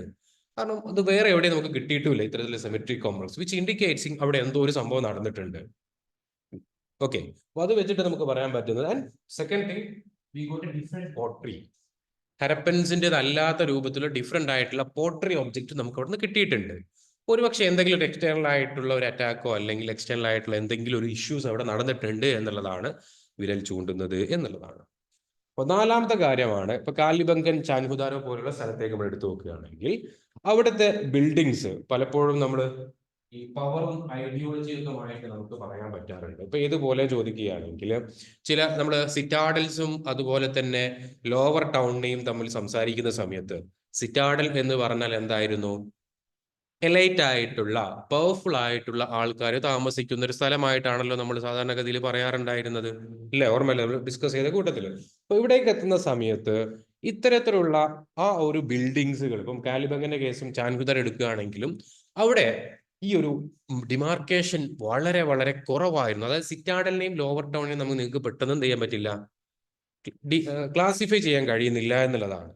എഗെയിൻ ഇതും ഇൻഡിക്കേറ്റ് ചെയ്യുന്ന എന്താണ്, അവിടെ എന്തൊക്കെയൊക്കെ ചില പ്രശ്നങ്ങൾ നടന്നിട്ടുണ്ട് എന്നുള്ളതാണ്. അതായത് മെച്യൂർ ഫേസിൽ നമ്മൾ കണ്ട ഹരപ്പൻ ആ ഒരു സിറ്റി ലൈഫ് അല്ല, ഓവർ എ പീരീഡ് മാറ്റങ്ങൾ ഒരുപാട് നടക്കുന്നുണ്ട് എന്നുള്ളതാണ്. അപ്പൊ അതും വിരൽ ചൂണ്ടുന്നത് എന്തിലേക്കാണ്, അവിടെ എന്തോ ഒരു ഡിക്ലൈനിങ് അല്ലെങ്കിൽ ഒരു കൊളാപ്സ് അവിടെ നടക്കാനുള്ള സാധ്യതകളാണ് എന്നുള്ളതാണ്. അപ്പൊ ഇതൊക്കെ വെച്ചിട്ടാണ് നമുക്ക് പറയാൻ പറ്റുന്നത്. ആർക്കിയോളജിക്കൽ എവിഡൻസിൽ നിന്നും നമുക്ക് ചില സൂചനകൾ കിട്ടുന്നുണ്ട്. കൺക്ലൂസീവായിട്ട് പറയാൻ പറ്റില്ല, ചില സൂചനകൾ നമുക്ക് കിട്ടുന്നുണ്ട്. എന്ത്, ഹരപ്പൻസിന്റെ ലൈഫിൽ എന്തോ ചില മാറ്റങ്ങൾ ഓവർ എ പീരീഡ് ഓഫ് ടൈംസിൽ നടന്നിട്ടുണ്ട് എന്നുള്ളത്. അപ്പൊ അത് വെച്ചിട്ടാണ് ആർഗ്യുമെന്റ് കൊണ്ടുവരുന്നത്, അവിടെ എന്ത് നടന്നിട്ടുണ്ടാകാം, അവിടെ ഒരു ഡിക്ലൈൻ നടന്നിട്ടുണ്ടാകാം എന്നുള്ളത്. ക്ലിയർ ആണോ സംഭവം? ഹിസ്റ്ററിയിൽ ഇങ്ങനെ കിട്ടുന്ന എവിഡൻസുകൾ വെച്ചിട്ടാണ് നമ്മൾ എന്താക്കുന്നത്, ഹൈപ്പോത്തിസം ക്രിയേറ്റ് ചെയ്യുന്നത്. ഒക്കെ പോസിബിലിറ്റി ആണ്. അപ്പൊ ഒക്കെ പോസിബിൾ ആയിട്ടുള്ള സാധ്യതകൾ പറയാണ് നമ്മൾ. ഇതൊക്കെ വെച്ചിട്ടാണ് നമ്മൾ പറയുന്നത് പോസിബിലിറ്റി അവിടെ ഒരു ഡിക്ലൈൻ നടന്നിട്ടുണ്ടാകാം എന്നുള്ളത്. ക്ലിയർ ആണല്ലോ? ഡിക്ലൈൻ നടന്നിട്ടുണ്ട് എന്നുള്ളതിൽ തർക്കമൊന്നുമില്ല. കാരണം ആർക്കിയോളജിക്കൽ എവിഡൻസ് വെച്ചുകൊണ്ട് നമുക്ക് പറയാം അവിടെ ഡിക്ലൈൻ നടന്നിട്ടുണ്ട്. ഇനിയാണ് ഹിസ്റ്റോറിയൻസിന്റെ ആർഗ്യുമെന്റുകൾ വരും. ഈ ഡിക്ലൈൻ എങ്ങനെ നടന്നു, അവിടെയാണ് ചർച്ച വരാൻ പോകുന്നത്. അപ്പം ഡിക്ലൈൻ നടന്നു എന്നുള്ളതിൽ ആർക്കും തർക്കമൊന്നുമില്ല. ഓവർ എ പീരീഡ് ഓഫ് ടൈംസിൽ ഇവിടെ എന്തായിട്ടുണ്ട്, ഒരു ഡിസപ്പിയറൻസ് അല്ലെങ്കിൽ ഡിക്ലൈനിങ് അവിടെ നടന്നിട്ടുണ്ട്. ആ ഡിക്ലൈനിങ് എങ്ങനെ നടന്നു, അവിടെയാണ് ഡിബേറ്റ് വരാൻ പോകുന്നത്. അപ്പൊ ഡിക്ലൈൻ നടന്നത് നമുക്ക് ആർക്കിയോളജിക്കൽ എവിഡൻസ് വെച്ചിട്ട് നമുക്ക് പ്രൂവ് ചെയ്യാൻ പറ്റും, അവിടെ ഒരു ഡിക്ലൈൻ നടന്നിട്ടുണ്ട്. അതിൽ കൺഫ്യൂഷൻസ് ഒന്നും ഇല്ലല്ലോ. ഡിക്ലൈൻ നടന്നിട്ടുണ്ട് എന്നുള്ള കാര്യത്തിൽ ആർക്കെങ്കിലും കൺഫ്യൂഷൻ ഉണ്ടോ? Anybody have confusions? ഇല്ലല്ലോ, ആർക്കും കൺഫ്യൂഷൻ ഒന്നും ഇല്ലല്ലോ. ഓക്കെ, അപ്പൊ അതിനെ സപ്പോർട്ട് ചെയ്യുന്ന പോയിന്റുകളാണ് നമ്മൾ പറഞ്ഞത്. അപ്പൊ ഇനിയാണ് അങ്ങോട്ടാണ് നമുക്ക് ചർച്ച വരാൻ പോകുന്നത്. വേണമെങ്കിൽ ഈ ഒരു പോയിന്റ് കൂടെ എടുക്കാം. അഞ്ചാമത്തെ പോയിന്റ് ആയിട്ട് പറയുന്നത്, study of the settlement pattern of the Harappan and the late Harappan site, especially in the Bahawalpur area, a trend of decay. അതായത് ഭവാൽപൂർ എന്നുള്ള ആ ഒരു ലൊക്കേഷൻസിൽ നടത്തിയ പഠനങ്ങൾ സൂചിപ്പിക്കുന്നത് അവിടെ ഒരു ഡിക്കേ നടന്നിട്ടുണ്ട് എന്നതാണ്. അതിന് പ്രധാനമായിട്ടുള്ള ആർക്കിയോളജിക്കൽ എവിഡൻസ് എന്താണ്? The numbers of settlements came down. See, earlier 170, 180 buildings ഉള്ള സ്ഥലത്താണ് പിൽക്കാലത്ത് വന്ന സെറ്റിൽമെന്റിൽ വെറും 50-60 ബിൽഡിങ്സ് മാത്രമേ നമുക്ക് കിട്ടിയിട്ടുള്ളൂ. അപ്പൊ അത്രയും പോപ്പുലേറ്റഡ് ആയിട്ടുള്ള ഒരു ഏരിയയിൽ നിന്നാണ് 50-60 ആളുകളിലേക്ക് ചുരുങ്ങിയെന്ന് പറയുമ്പോൾ അവിടെ എന്തോ ഒരു പ്രശ്നം ഉണ്ടായിട്ടാണല്ലോ അത് ചുരുങ്ങിയിട്ടുള്ളത്. അപ്പൊ ഇതും വിരൽ ചൂണ്ടത് എന്തിലേക്കാണ്, അവിടെ ഒരു ഡിക്ലൈൻ നടന്നു എന്നുള്ളതാണ്. എഗെയിൻ അഡ്ജസ്റ്റിംഗ് ഏരിയകൾ, ഇപ്പൊ നമ്മുടെ ഇൻഡോ സരസ്വതി റീജിയന്റെ പുറത്തുള്ള ഏരിയകളിൽ പകരം എന്താവുകയാണ്, ഉദാഹരണമായിട്ട് പറയുന്നത് ഗുജറാത്തില്, ഈസ്റ്റ് പഞ്ചാബില്, ഹരിയാന അല്ലെങ്കിൽ അപ്പർ ദ്വാർ റീജിയനിലൊക്കെ സെറ്റിൽമെന്റുകൾ കൂടുതലായിട്ടാണ് നമുക്ക് കാണാൻ സാധിക്കുന്നത്. ഒരു സ്ഥലത്ത് കുറയുന്നു, മറ്റൊരു സ്ഥലത്ത് എന്ത് ചെയ്യുന്നു, കൂടുന്നു. സെറ്റിൽമെന്റ് നോക്കൂ നിങ്ങൾ ഈ ഒരു റീജിയൻസിൽ ആ ഭാഗത്ത് മാറിക്കൊണ്ട് ഇപ്പൊ ഈ ഭാഗത്ത് അതുപോലെ ഈസ്റ്റേൺ പഞ്ചാബിന്റെ ഭാഗത്ത് ഈസ്റ്റേൺ പഞ്ചാബിലെ ഈ റീജിയൻസിൽ ഇവിടെയൊക്കെ സെറ്റിൽമെന്റ് കൂടുന്നു എന്നതിനർത്ഥം ഇവിടെ ആയിരുന്നല്ലോ മെയിൻ ഡിസ്കഷൻ ഉണ്ടായിരുന്നത് ഭാഗമായിട്ട് വരുന്നത് സെന്റർ ഓഫ് ദി ഈ ഭാഗത്തായിരുന്നു. അത് ഈസ്റ്റ് വെസ്റ്റ് ഒരു മൂവ്മെന്റ് നമുക്ക് കാണുകയാണ്. ഇവിടെ എണ്ണം കുറയുന്നു, ഇവിടെ എണ്ണം കൂടുന്നു. വിച്ച് മീൻസ് അവിടെ എന്തോ ഒരു സംഭവം നടന്നുകൊണ്ടാണ് ഒരു സ്ഥലത്ത് എണ്ണം കുറയുന്നത്, മറ്റു സ്ഥലത്ത് എണ്ണം കൂടുകയും ചെയ്യുന്നത്. ഇത് നമുക്ക് ആർക്കിയോളജിക്കലി പറയാൻ പറ്റുന്ന ഒരു കാര്യമാണ്. ദെൻ ലാസ്റ്റ്ലി ഹാരപ്പൻസുമായി നമ്മൾ പറയുന്ന പ്രധാനപ്പെട്ട features, for example writing, uniformity, pottery, ഹരപ്പൻസിന്റെ യുണീക്നെസ് ആയിട്ട് നമ്മൾ എണ്ണിയിരുന്ന ഒരുപാട് ഫീച്ചേഴ്സ് ഉണ്ടല്ലോ. ലൈക്ക് ഈ പറയപ്പെട്ട കാര്യങ്ങളൊക്കെ ഓവർ എ പീരീഡ് ഓഫ് ടൈംസിൽ ഡിസപ്പിയർ ചെയ്തതായിട്ടാണ് നമുക്ക് കാണാൻ സാധിക്കുന്നത് എന്നുള്ളതാണ്. അപ്പൊ ഇതൊക്കെ വെച്ചിട്ടാണ് നമ്മൾ പറയുന്നത് അവിടെ ഒരു ഡിക്ലൈൻ നടന്നിട്ടുണ്ട് എന്നുള്ളതാണ്. ബട്ട് സ്റ്റിൽ നമുക്ക് ഇപ്പോഴും അറിയില്ല അത് ഒരു അവിടെ അബാൻഡൻ ചെയ്യപ്പെട്ടത് എന്താ പറയാ ഒറ്റയടിക്ക് നടന്നതാണോ അതല്ല ഡിഫറെന്റ് പീരീഡ്സിൽ നടന്നതാണോ എന്നുള്ളത്. നമുക്ക് പറയാൻ പറ്റുന്ന ഒരു കാര്യമാണ് the abundance of the major cities and de-urbanization of the settlements അവിടെ നടന്നു എന്നുള്ള കാര്യത്തിൽ. അതായത് അവിടെ ചില സിറ്റികൾ അബാൻഡൻ ചെയ്യപ്പെട്ടിട്ടുണ്ട്, ചില സിറ്റികൾ എന്തായിട്ടുണ്ട് ഡി-അർബനൈസ് ചെയ്തിട്ടുണ്ട്. ആ കാര്യം നമുക്ക് യാതൊരു തർക്കവും ഇല്ലാതെ നമുക്ക് പറയാൻ പറ്റും. പക്ഷെ ഇതെല്ലാം ഒരുമിച്ച് നടന്നതാണോ അതല്ല സ്റ്റെപ്പ് ബൈ സ്റ്റെപ്പായിട്ട് നടന്നതാണോ എന്നുള്ളത് നമുക്ക് എന്ത് ചെയ്യാൻ പറ്റില്ല, ആർക്കിയോളജിക്കൽ തെളിവുകൾ വെച്ചുകൊണ്ട് മാത്രം നമുക്ക് പറയാൻ പറ്റില്ല എന്നുള്ളതാണ്. അപ്പൊ അതാണ് നമുക്ക് ഒരു ചെറിയൊരു കൺക്ലൂഷനിലേക്ക് എത്താൻ പറ്റുന്ന ഒരു കാര്യം എന്നുള്ളത്. അപ്പൊ ഡിക്ലൈൻ നടന്നോ ഇല്ലേ എന്നുള്ളതിൽ ആർക്കിയോളജിക്കൽ എവിഡൻസ് വെച്ചുകൊണ്ട് നമുക്ക് പറയാൻ പറ്റും ഡിക്ലൈൻ നടന്നിട്ടുണ്ട്. പക്ഷെ പ്രശ്നം എന്താണെന്ന് വെച്ചാൽ ഈ ഡിക്ലൈൻ എന്നുള്ളത് ഒറ്റയടിക്ക് നടന്നോ അതല്ല സ്റ്റെപ്പ് ബൈ സ്റ്റെപ്പ് ആയിട്ടാണോ നടന്നത് എന്നുള്ളത് അത് സിറ്റി ടു സിറ്റി അത് വേരീസ് ആയിരിക്കും എന്നുള്ളതാണ്. ഓരോ സിറ്റിയുടെ അനുസരിച്ചായിരിക്കും അതിന്റെ ഒരു കാര്യം. All together in the civilization നമുക്ക് ഒറ്റയടിക്ക് പറയാൻ പറ്റില്ല. പിന്നെ പറയാൻ പറ്റുന്ന ഒരു കാര്യം എന്താണ്, ചില സിറ്റികൾ അബാൻഡൻ ചെയ്യപ്പെട്ടിട്ടുണ്ട്, ചില സിറ്റികൾ ഡി അർബനൈസ് ചെയ്യപ്പെട്ടിട്ടുണ്ട്. ഇതാണ് നമുക്ക് ഒരു കൺക്ലൂസീവ് ആയിട്ടുള്ള ഒരു എന്താ പറയാ ഒരു പോയിന്റ് നമുക്ക് ചെയ്യാൻ പറ്റുന്നത് എന്നുള്ളത്. ക്ലിയർ ആണല്ലോ ഡിക്ലൈനുമായി ബന്ധപ്പെട്ട ചർച്ചയിൽ? ഓക്കെ, ഇനി അതിന്റെ ഡിബേറ്റിലേക്കാണ് നമ്മൾ പോകുന്നത്. അപ്പൊ ഈ ഒരു കാര്യം മനസ്സിലാക്കുക, ഡിക്ലൈൻ നടന്നോ എന്നുള്ളതിൽ നമുക്ക് കൃത്യമായിട്ട് നമുക്കൊരു കൺക്ലൂഷനിൽ എത്താൻ പറ്റും. പക്ഷെ ആ ഡിക്ലൈൻ്റെ പ്രോസസ് എങ്ങനെ നടന്നു എന്നുള്ളതിലാണ് കൺഫ്യൂഷൻ ഉള്ളത് എന്നുള്ളതാണ്. ഈ പറഞ്ഞ കാര്യം ക്ലിയർ ആണ് എല്ലാവർക്കും? എവരിവൺ? ഓക്കെ. ഇനി ഡിക്ലൈനുമായി ബന്ധപ്പെട്ട തിയറികളിലേക്കാണ് ഞാൻ പോകുന്നത്. ഓൾറെഡി ഞാൻ ഈ നോട്ട്സ് നിങ്ങളെ ഗ്രൂപ്പിൽ ഷെയർ ചെയ്തിട്ടുണ്ട്. അപ്പോൾ നിങ്ങൾക്ക് ക്ലാസ് കഴിഞ്ഞ ശേഷം വേണമെങ്കിൽ ഒന്നുകൂടെ ഒന്ന് റിവൈസ് ചെയ്യുകയും ചെയ്യാം, അല്ലെങ്കിൽ in between you can look upon it. അപ്പോൾ എന്തൊക്കെയാണ് പ്രധാനപ്പെട്ട തിയറികൾ എന്ന് നോക്കാം. കാരണം ഈ ഒരു ഐഡിയ വെച്ചിട്ടാണ് പല സ്കോളേഴ്സും പല രീതിയിൽ ഇതിനെ ഇന്റർപ്രറ്റ് ചെയ്യാൻ വേണ്ടി ശ്രമിച്ചിട്ടുള്ളത് എന്നുള്ളതാണ്. Okay, so you can also interpret in your own വേ. അതാണ് ഇതിലൊരു സുഖം. പക്ഷെ കൃത്യമായിട്ട് തെളിവുകൾ കൊണ്ടുവരാൻ പറ്റണം എന്നുള്ളതാണ്. അപ്പോൾ അതിൽ ഫസ്റ്റ് തിയറി വരുന്നത് വീലർ ആൻഡ് രാംപ്രസാദ് ചന്ദ, വീലറിന്റെ തിയറിയാണ് ആര്യൻ ഇൻവേഷൻ തിയറി എന്നുള്ളത്. ഓൾറെഡി നമ്മൾ ഡിസ്കസ് ചെയ്തൊരു കാര്യമാണ് നമ്മുടെ GS ക്ലാസ്സിൽ, ഓർമ്മയില്ലേ ആര്യൻ ഇൻവേഷൻ തിയറി എന്നുള്ളത്? ഓക്കെ, അപ്പൊ അതിൽ വീലറാണ് കൃത്യമായിട്ട് ഈ ഒരു തിയറി ആദ്യമായിട്ട് പോയിന്റ് ഔട്ട് ചെയ്യുന്നത്. അതായത് അദ്ദേഹത്തിന്റെ പഠനത്തിൽ ഒരുപാട് ഹ്യൂമൻ സ്കെൽറ്റൻസ് അവിടെ കിട്ടിയിട്ടുണ്ട്, മോഹൻജദാരോയിൽ നിന്നും ഹരപ്പയിൽ നിന്നൊക്കെ കിട്ടിയിട്ടുണ്ട്. അപ്പൊ അദ്ദേഹം പറയുന്നു അത് ഒരു ആര്യൻ മസാക്കർ അവിടെ സംഭവിച്ചത് കൊണ്ടാണ് ഇത്തരത്തിൽ ഒരുപാട് സ്കെൽറ്റൻസ് കിട്ടിയിട്ടുള്ളത് എന്നുള്ളതാണ്. ക്ലിയർ ആണല്ലോ? പിന്നെ അദ്ദേഹം പറയുന്ന ഒരു കാര്യം എന്താ വെച്ചാൽ ഋഗ്വേദത്തിൽ ഒരുപാട് ഫോഴ്സിനെ കുറിച്ചും അറ്റാക്സിനെ കുറിച്ചും ഒക്കെ റെഫറൻസുകൾ കാണാൻ സാധിക്കുന്നത്. യുദ്ധങ്ങൾ നടന്നതിനെ കുറിച്ചും ഫൈറ്റ് നടന്നതിനെ കുറിച്ചും ക്ലാഷ് നടന്നതിനെ കുറിച്ചും ഒക്കെയുള്ള റെഫറൻസുകളുണ്ട്. അപ്പൊ അതൊക്കെ വെച്ചുകൊണ്ട് പറയാൻ പറ്റും എന്താണ്, ആര്യൻ ഇൻവേഷൻ ഹാരപ്പൻ സിറ്റികളിൽ നടന്നിട്ടുണ്ടാകും എന്നുള്ള ആ ഒരു ഹൈപ്പോത്തിസ് ആണ് ആര് കൊണ്ടുവരുന്നത്? വീലർ കൊണ്ടുവരുന്നത്. ഓക്കെ, അദ്ദേഹത്തിന് അടുത്തൊരു ഒരു ആർഗ്യുമെന്റ് എന്ന് പറഞ്ഞാൽ നമ്മൾ പറഞ്ഞ ജിയോഗ്രഫിക്കൽ ഏരിയ, ഋഗ്വേദത്തിൽ പറയുന്ന ജിയോഗ്രഫിക്കൽ ഏരിയ എന്ന് പറഞ്ഞാൽ ഈ പറയപ്പെടുന്ന നമ്മുടെ പഞ്ചാബും അതുപോലെ തന്നെ ഗഗർ ഹക്ര റീജിയൻ ആണ്. അത് ഋഗ്വേദത്തിൽ പരാമർശിക്കുന്ന പ്രധാനപ്പെട്ട റീജിയൻസ് എല്ലാം എന്താണ്? ഹരപ്പൻസ് ഇൻഹാബിറ്റ് ചെയ്ത ഏരിയകളാണ്. അപ്പൊ ഇൻഹാബിറ്റ് ചെയ്ത ഏരിയയിലേക്ക് ഒരു വന്നത് കൊണ്ടാണല്ലോ എന്ത് പറയുന്നത്, ഈ പറയുന്ന ഇൻവേഷൻസ് അവിടെ നടന്നു എന്ന് ഞാൻ പറയുന്നത് എന്നുള്ളതാണ്. ദെൻ അദ്ദേഹത്തിന് ഒരു കണ്ടെത്തലാണ് ഈ ഹരിയുപിയ എന്ന് പറഞ്ഞുള്ള ഋഗ്വേദത്തിൽ റെഫറൻസ് ഉണ്ട്. So he says that this Hariyupiya is the Harappa. Rigveda talks about a name called as the Haryupiya. Which means Harappa. So ഇതിന് ഇന്റർപ്രിട്ടേഷൻസ് ആണ്. എന്നിട്ട് അദ്ദേഹത്തിന്റെ സിമെട്രി ഏജ് കൾച്ചർ അദ്ദേഹം പറയുന്നു ദ ആര്യൻ ഇൻവേഷൻസ് അവിടെ നടന്നു എന്നുള്ളതിന്റെ എവിഡൻസുകളാണ് എന്നുള്ളത്. സിമിട്രി ഏജ് കൾച്ചർ എന്ന് പറഞ്ഞാൽ ഹരപ്പയിൽ നിന്ന് കിട്ടിയിട്ടുള്ള ആ ഒരു സെമിട്രി നമ്മൾ ഡിസ്കസ് ചെയ്തില്ല, ഹ്യൂജ് ആയിട്ടുള്ള സെമിട്രി കോംപ്ലക്സ് ഉണ്ടായിരുന്നു. ആ സെമിട്രിക്ക് പറയുന്ന പേരാണ് സെമിട്രി എച്ച് കൾച്ചർ എന്നുള്ളത്. സെമിട്രി സി കൾച്ചർ ഉണ്ട്, സെമിട്രി എച്ച് കൾച്ചർ ഉണ്ട്. അതുപോലെ സെമിട്രിയുടെ ഘടന അനുസരിച്ചുകൊണ്ട് ആർക്കിയോളജിസ്റ്റ് ഇങ്ങനെ പല നമ്പേഴ്സ് ആക്കി ക്ലാസിഫൈ ചെയ്തിട്ടുണ്ട്. അപ്പൊ ഹരപ്പൻ കേസിൽ സിമിട്രി എച്ച് കൾച്ചർ ആണ് എന്നുള്ളതാണ്. ഓക്കെ, അപ്പൊ അതിൽ അദ്ദേഹം പറയുകയാണ്, ഇതൊക്കെ വെച്ചിട്ടാണ് അദ്ദേഹം പറയുന്നത് എന്ത് അവിടെ ആര്യൻ ഇൻവേഷൻ നടന്നു എന്നുള്ളത്. എന്തൊക്കെയാണ് അദ്ദേഹത്തിന്റെ ആർഗ്യുമെന്റുകൾ? ഒന്നാമത്തെ കാര്യം, ഒരുപാട് ഹ്യൂമൻ സ്കെൽട്ടൺസ് മോഹൻജദാരിൽ നിന്നും ഹരപ്പിൽ നിന്നും കിട്ടിയിട്ടുണ്ട്. രണ്ടാമത്തെ കാര്യം, അദ്ദേഹം എടുക്കുന്നത് ലിറ്ററി എവിഡൻസ് ആണ്. അതായത് ഋഗ്വേദത്തിൽ ഒരുപാട് അറ്റാക്സിനെ കുറിച്ചും ഫോർട്സിനെ കുറിച്ചും ഒക്കെ പറയുന്നുണ്ട്, വിച്ച് മീൻസ് അവിടെ എന്തോ ഒരു ഫൈറ്റ് അവിടെ നടന്നിട്ടുണ്ടാകും എന്നുള്ളതാണ്. മൂന്നാമത് അദ്ദേഹം പറയുന്നത് ഋഗ്വേദത്തിലെ ജിയോഗ്രഫിക്കൽ ഏരിയ എന്തുമായിട്ട് കണക്ട് ചെയ്യാൻ പറ്റുന്നുണ്ട്, നമ്മുടെ ഹരപ്പൻ സെറ്റിൽമെന്റുമായിട്ട് കണക്ട് ചെയ്യാൻ പറ്റുന്നുണ്ട്. മാത്രമല്ല ഋഗ്വേദത്തിൽ ഹരിയുപിയ എന്ന് പറഞ്ഞുകൊണ്ടുള്ള സ്ഥലത്തെ കുറിച്ചുള്ള റെഫറൻസ് ഉണ്ട്. അതാരായിരിക്കാം? ഹരപ്പൻ പീപ്പിൾസ് ആയിരിക്കാം എന്നാണ് അദ്ദേഹം പറയുന്നത്. ലാസ്റ്റ് അദ്ദേഹം പറയുന്നത് ഹരപ്പൻസിന്റെ ഒരു ഇൻവേഷൻ, അവിടെ ഒരു മസാക്കിയർ നടന്നു എന്നുള്ളതിന്റെ തെളിവ് എന്താണ്? അവിടെ ഒരു ഹ്യൂജ് ആയിട്ടുള്ള ഒരു സെമിട്രി നമുക്ക് കിട്ടിയിട്ടുണ്ട്, വേറെ നമുക്ക് കിട്ടിയിട്ടുമില്ല. അപ്പോൾ സെമിട്രി ഉണ്ടാവണമെന്നുണ്ടെങ്കിൽ അവിടെ ഒരു മസാക്കിയർ നടക്കണം എന്നുള്ളത്. ഇതൊക്കെയാണ് അദ്ദേഹത്തിന്റെ വാദഗതികൾ. ക്ലിയർ ആണോ അദ്ദേഹത്തിന്റെ വാദഗതി എന്താണ് എന്നുള്ളത്?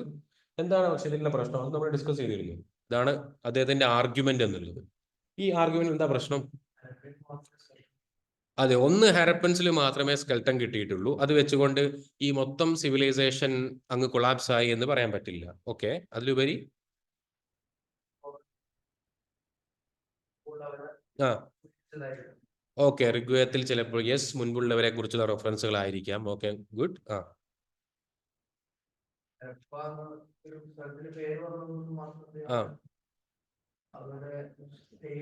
ഓക്കെ, ഹരിയുപിയ എന്നുള്ളത് ഹരപ്പ തന്നെ ആണോ എന്നുള്ളതിൽ നമുക്ക് അങ്ങനെ കൺക്ലൂസീവ് ആയിട്ട് പറയാൻ പറ്റില്ല എന്നുള്ളതാണ്. Okay fine. ബേസിക് ആയിട്ടുള്ള ഒരു കാരണം, ഇതൊക്കെ നല്ല observation, very good, I appreciate that observation. അതിലുപരി ബേസിക് ആയിട്ടുള്ള പ്രശ്നം, ബേസിക് ആയിട്ടുള്ള പ്രശ്നം എന്താണ് ഇതില്? ആര്യൻസ് ആര്യൻസ് ആര്യൻസ് വന്നത് അവരുടെ ഡേറ്റ് ക്രോണോളജിക്കലാണ് ഇഷ്യൂ കിടക്കുന്നത്. ബേസിക്കലി ആര്യൻസ് വന്ന എപ്പോഴാണ് നമ്മൾ പറയുന്നത്? ആര്യൻസിന്റെ ഇന്ത്യയിലേക്കുള്ള തെളിവ് നമുക്കുണ്ട് 1500-ലല്ലേ? 1500 മുമ്പ് തന്നെ എന്തായിട്ടുണ്ട്? ഹാരപ്പൻസ് ഡിസപ്പിയർ ആയിട്ടുണ്ട്. അപ്പോൾ ഡിസപ്പിയർ, ഇവർ വരുന്നതിന് മുമ്പ് തന്നെ ഡിസപ്പിയർ ആയ ആൾക്കാരെ എങ്ങനെ ഇവർക്ക് റെസ്പോൺസിബിൾ ആകും എന്നുള്ളതാണ് ബേസിക് ആയിട്ടുള്ള ഇഷ്യൂ എന്നുള്ളത്. നമ്മൾ അവിടെ ഡിസ്കസ് ചെയ്താണ് GS1-ൽ. സോ ഒരുപാട് സ്കോളേഴ്സ് ഈ തിയറി എന്താകുന്നുണ്ട്, ക്രിട്ടിസൈസ് ചെയ്യുന്നുണ്ട് എന്നുള്ളതാണ്. അതിൽ അവർ പറയുന്ന ഒന്നാമത്തെ കാര്യം എന്ന് വെച്ചാൽ, ഈ ഋഗ്വേദത്തിൽ പറയുന്ന ഡേറ്റുകൾ അല്ലെങ്കിൽ ഋഗ്വേദത്തിൽ പറയുന്ന റെഫറൻസുകൾ എന്ന് പറഞ്ഞാൽ അൺസർട്ടൈൻ ആണ് എന്നുള്ളതാണ്. ഇവർ കൃത്യമായിട്ട് കൺക്ലൂസീവ് ആയിട്ട് പറയാൻ പറ്റില്ല ഇത് ഈ കാലഘട്ടത്തിൽ ഇന്ന ആൾക്കാരെ കുറിച്ചാണ് പറയുന്നത് എന്നുള്ളത്. രണ്ടാമത്തെ കാര്യം, നേരത്തെ സബി പറഞ്ഞതുപോലെ അവിടെ ഇൻവേഷൻ ഉണ്ടായതുവെങ്കിൽ ആ ഇൻവേഷൻസിന്റെ എന്തെങ്കിലുമൊക്കെ ഒരു ആർക്കിയോളജിക്കൽ ആയിട്ടുള്ള റെക്കോർഡുകൾ ഉണ്ടാവുമായിരുന്നു. ഒരു ഹ്യൂജ് ആയിട്ടുള്ള ഒരു ആർമി വന്നിട്ട് അവിടെയുള്ള ആൾക്കാരെ മുഴുവൻ അങ്ങ് മസാക്കർ ചെയ്തിരുന്നുവെങ്കിൽ അതിനുള്ള എന്തെങ്കിലുമൊക്കെ തെളിവുകൾ അവിടെ അവശേഷിക്കും. ലൈക്ക് എന്തെങ്കിലും വെപ്പൺസ് ഉണ്ടാകുമായിരുന്നു, അല്ലെങ്കിൽ ലാർജ് സ്കെയിൽ ആയിട്ടുള്ള ബോൺസ് നമുക്ക് അവിടെ നിന്ന് കിട്ടുമായിരുന്നു, അല്ലെങ്കിൽ എന്തെങ്കിലും ഒബ്ജക്റ്റുകൾ കിട്ടുമായിരുന്നു. അങ്ങനത്തെ ഒന്നും നമുക്ക് കിട്ടിയിട്ടില്ല എന്നുള്ളതാണ്. അതുകൊണ്ട് തന്നെ അവിടെ ഒരു മിലിറ്ററി അസാൾട്ട് നടന്നതിനെ കുറിച്ചും നമുക്ക്, അല്ലെങ്കിൽ കോൺഫ്ലിക്റ്റ് ഹരപ്പൻ നടന്നതായിട്ട് നമുക്ക് പറയാൻ പറ്റില്ല. ആൻഡ് ബേസിക് ആയിട്ടുള്ള കാര്യം ക്രോണോളജിക്കൽ ഇഷ്യൂ ആണ്. കാരണം ഓൾറെഡി നമ്മൾ പറഞ്ഞു, ക്രോണോളജിക്കൽ എന്ത് ചെയ്യാൻ പറ്റില്ല, നമുക്ക് മാച്ച് ചെയ്യാൻ പറ്റുന്നില്ല. കാരണം ആര്യൻസ് വരുന്നത് മച്ച് ലേറ്റർ ആണ്. പിന്നെ നമുക്ക് പറയാൻ പറ്റുന്നത് എന്താണ്, അവിടെ ഒരു കോൺഫ്ലിക്റ്റ് നടന്നോ ഇല്ലേ എന്നുള്ളതാണ്. ഒരു പക്ഷെ അവർ തമ്മിൽ തമ്മിലുള്ള ഇന്റേണൽ ആയിട്ടുള്ള ഇഷ്യൂസ് ആയിരിക്കാം. പിന്നെ അവിടെ എങ്ങനെ സെമിട്രി വന്നു എന്നായിരിക്കും ചോദ്യം ഉണ്ടാവുക. അതൊരു പക്ഷെ അവർ തമ്മിലുള്ള ഇന്റേണൽ ഇഷ്യൂ ആയിരിക്കാം. കാരണം അവിടെ ഒരു മിലിറ്ററി അസാൾട്ട് ഉണ്ടായാൽ എന്ത് വേണം, ഈ പറഞ്ഞ ഒബ്ജക്റ്റുകൾ നമുക്ക് കിട്ടണം. കാരണം ഒരു രണ്ടാൾക്കാർ തമ്മിൽ അങ്ങോട്ടും ഇങ്ങോട്ടും നോർമലി അങ്ങനെ സംഭവിക്കാം. രണ്ട് ഫാമിലി തമ്മിലുള്ള പ്രശ്നങ്ങളായിരിക്കാം, അല്ലെങ്കിൽ സിറ്റിന്റെ ഉള്ളിലുള്ള എന്തെങ്കിലും ഇന്റേണൽ ഇഷ്യൂസിന്റെ ഭാഗമായിട്ടായിരിക്കാം ഇത്രയും ആൾക്കാർ അവിടെ മരണപ്പെട്ടുണ്ടാവുക. അതല്ലെങ്കിൽ എന്തെങ്കിലും ഡിസീസ് വന്നതായിരിക്കാം. വി കനോട്ട് സേ, എന്തെങ്കിലും പാൻഡമിക് വന്നിട്ട് അങ്ങനെ ആൾക്കാർ മരണപ്പെട്ടതിനും സാധ്യത ഉണ്ടല്ലോ. അതുകൊണ്ട് ഒരിക്കലും എന്ത് ചെയ്യാൻ പറ്റില്ല, നമുക്കൊരു ഇൻവേഷൻ അവിടെ നടന്നു എന്നുള്ളത് പറയാൻ പറ്റില്ല. സബി പറയും.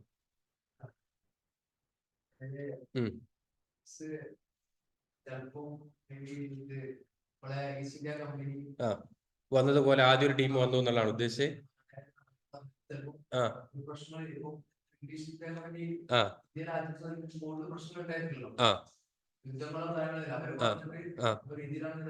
ആ ആ അല്ല, ആര്യൻസും ഇനി നമ്മൾ സമ്മതിക്കാം, ഒരു വാദത്തിന് വേണ്ടി നമ്മൾ സമ്മതിക്കാം, ആര്യൻസ് ഹരപ്പൻസിന്റെ കാലത്ത് തന്നെ വന്നോട്ടെ, നമുക്ക് ഇതിൽ തർക്കമൊന്നുമില്ല. ആ വന്നവരാണോ ഇവരുടെ തകർച്ചയ്ക്ക് കാരണം? അവിടെയാണ് ചോദ്യം കിടക്കുന്നത്, അവിടെയാണ് ഡിബേറ്റ് കിടക്കുന്നത്. ഇപ്പൊ നിങ്ങളൊരു ആര്യൻസ് ആണെന്ന് വിചാരിക്കാം, നിങ്ങളൊരു സ്ഥലത്ത് പോയിട്ട് നിങ്ങളാണ് ആ സ്ഥലം കേടാക്കിയതിന് ഉത്തരവാദി എന്ന് പറയുമ്പോൾ നിങ്ങൾ അവിടെ പോയതല്ല പ്രശ്നം, നിങ്ങൾ അവിടെ കേടാക്കി എന്നുള്ള തെളിവ് വേണ്ടേ? ആ തെളിവില്ല എന്നുള്ളതാണ് പ്രശ്നം.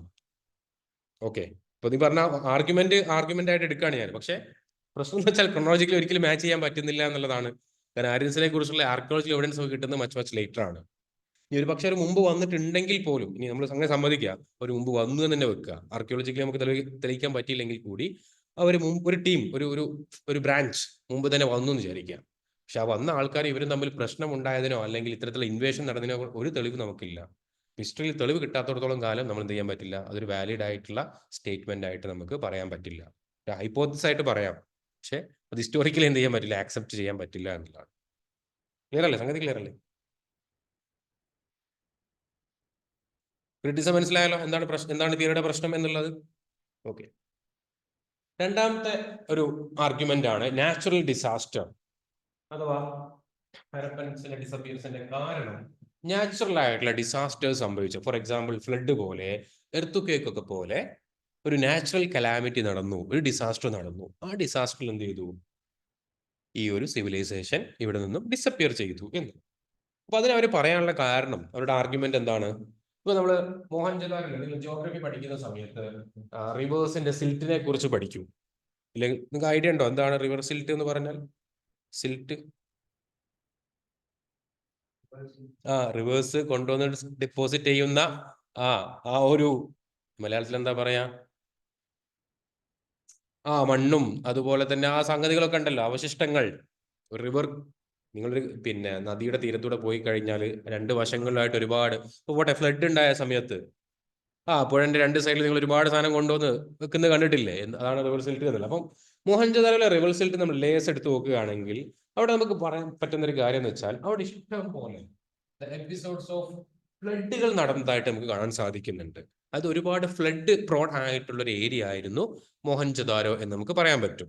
കാരണം ഒക്കേഷണലി റിവർ സിൽറ്റ് നടക്കുന്നത് ഏത് ഭാഗത്താണ്? ഫ്ലഡ് സോൺ ഏരിയയിലാണ്. കാരണം എല്ലാ വർഷവും ഫ്ലഡ് നടക്കുമ്പോൾ പുതിയ പുതിയ സാധനങ്ങൾ എന്താകും അവിടെ എങ്ങനെ ഡെപ്പോസിറ്റ് ചെയ്യപ്പെടും എന്നുള്ളതാണ്. അപ്പോൾ അത് വെച്ചിട്ടാണ് അവർ പറയുന്നത്, ഒന്ന്, ഇൻഡസ് റീജിയനിൽ ഏറ്റവും കൂടുതൽ ഫ്ലഡ് നടക്കുന്ന ഒരു ഏരിയ ആയിരുന്നു മോഹൻജദാരോ എന്നുള്ളത്.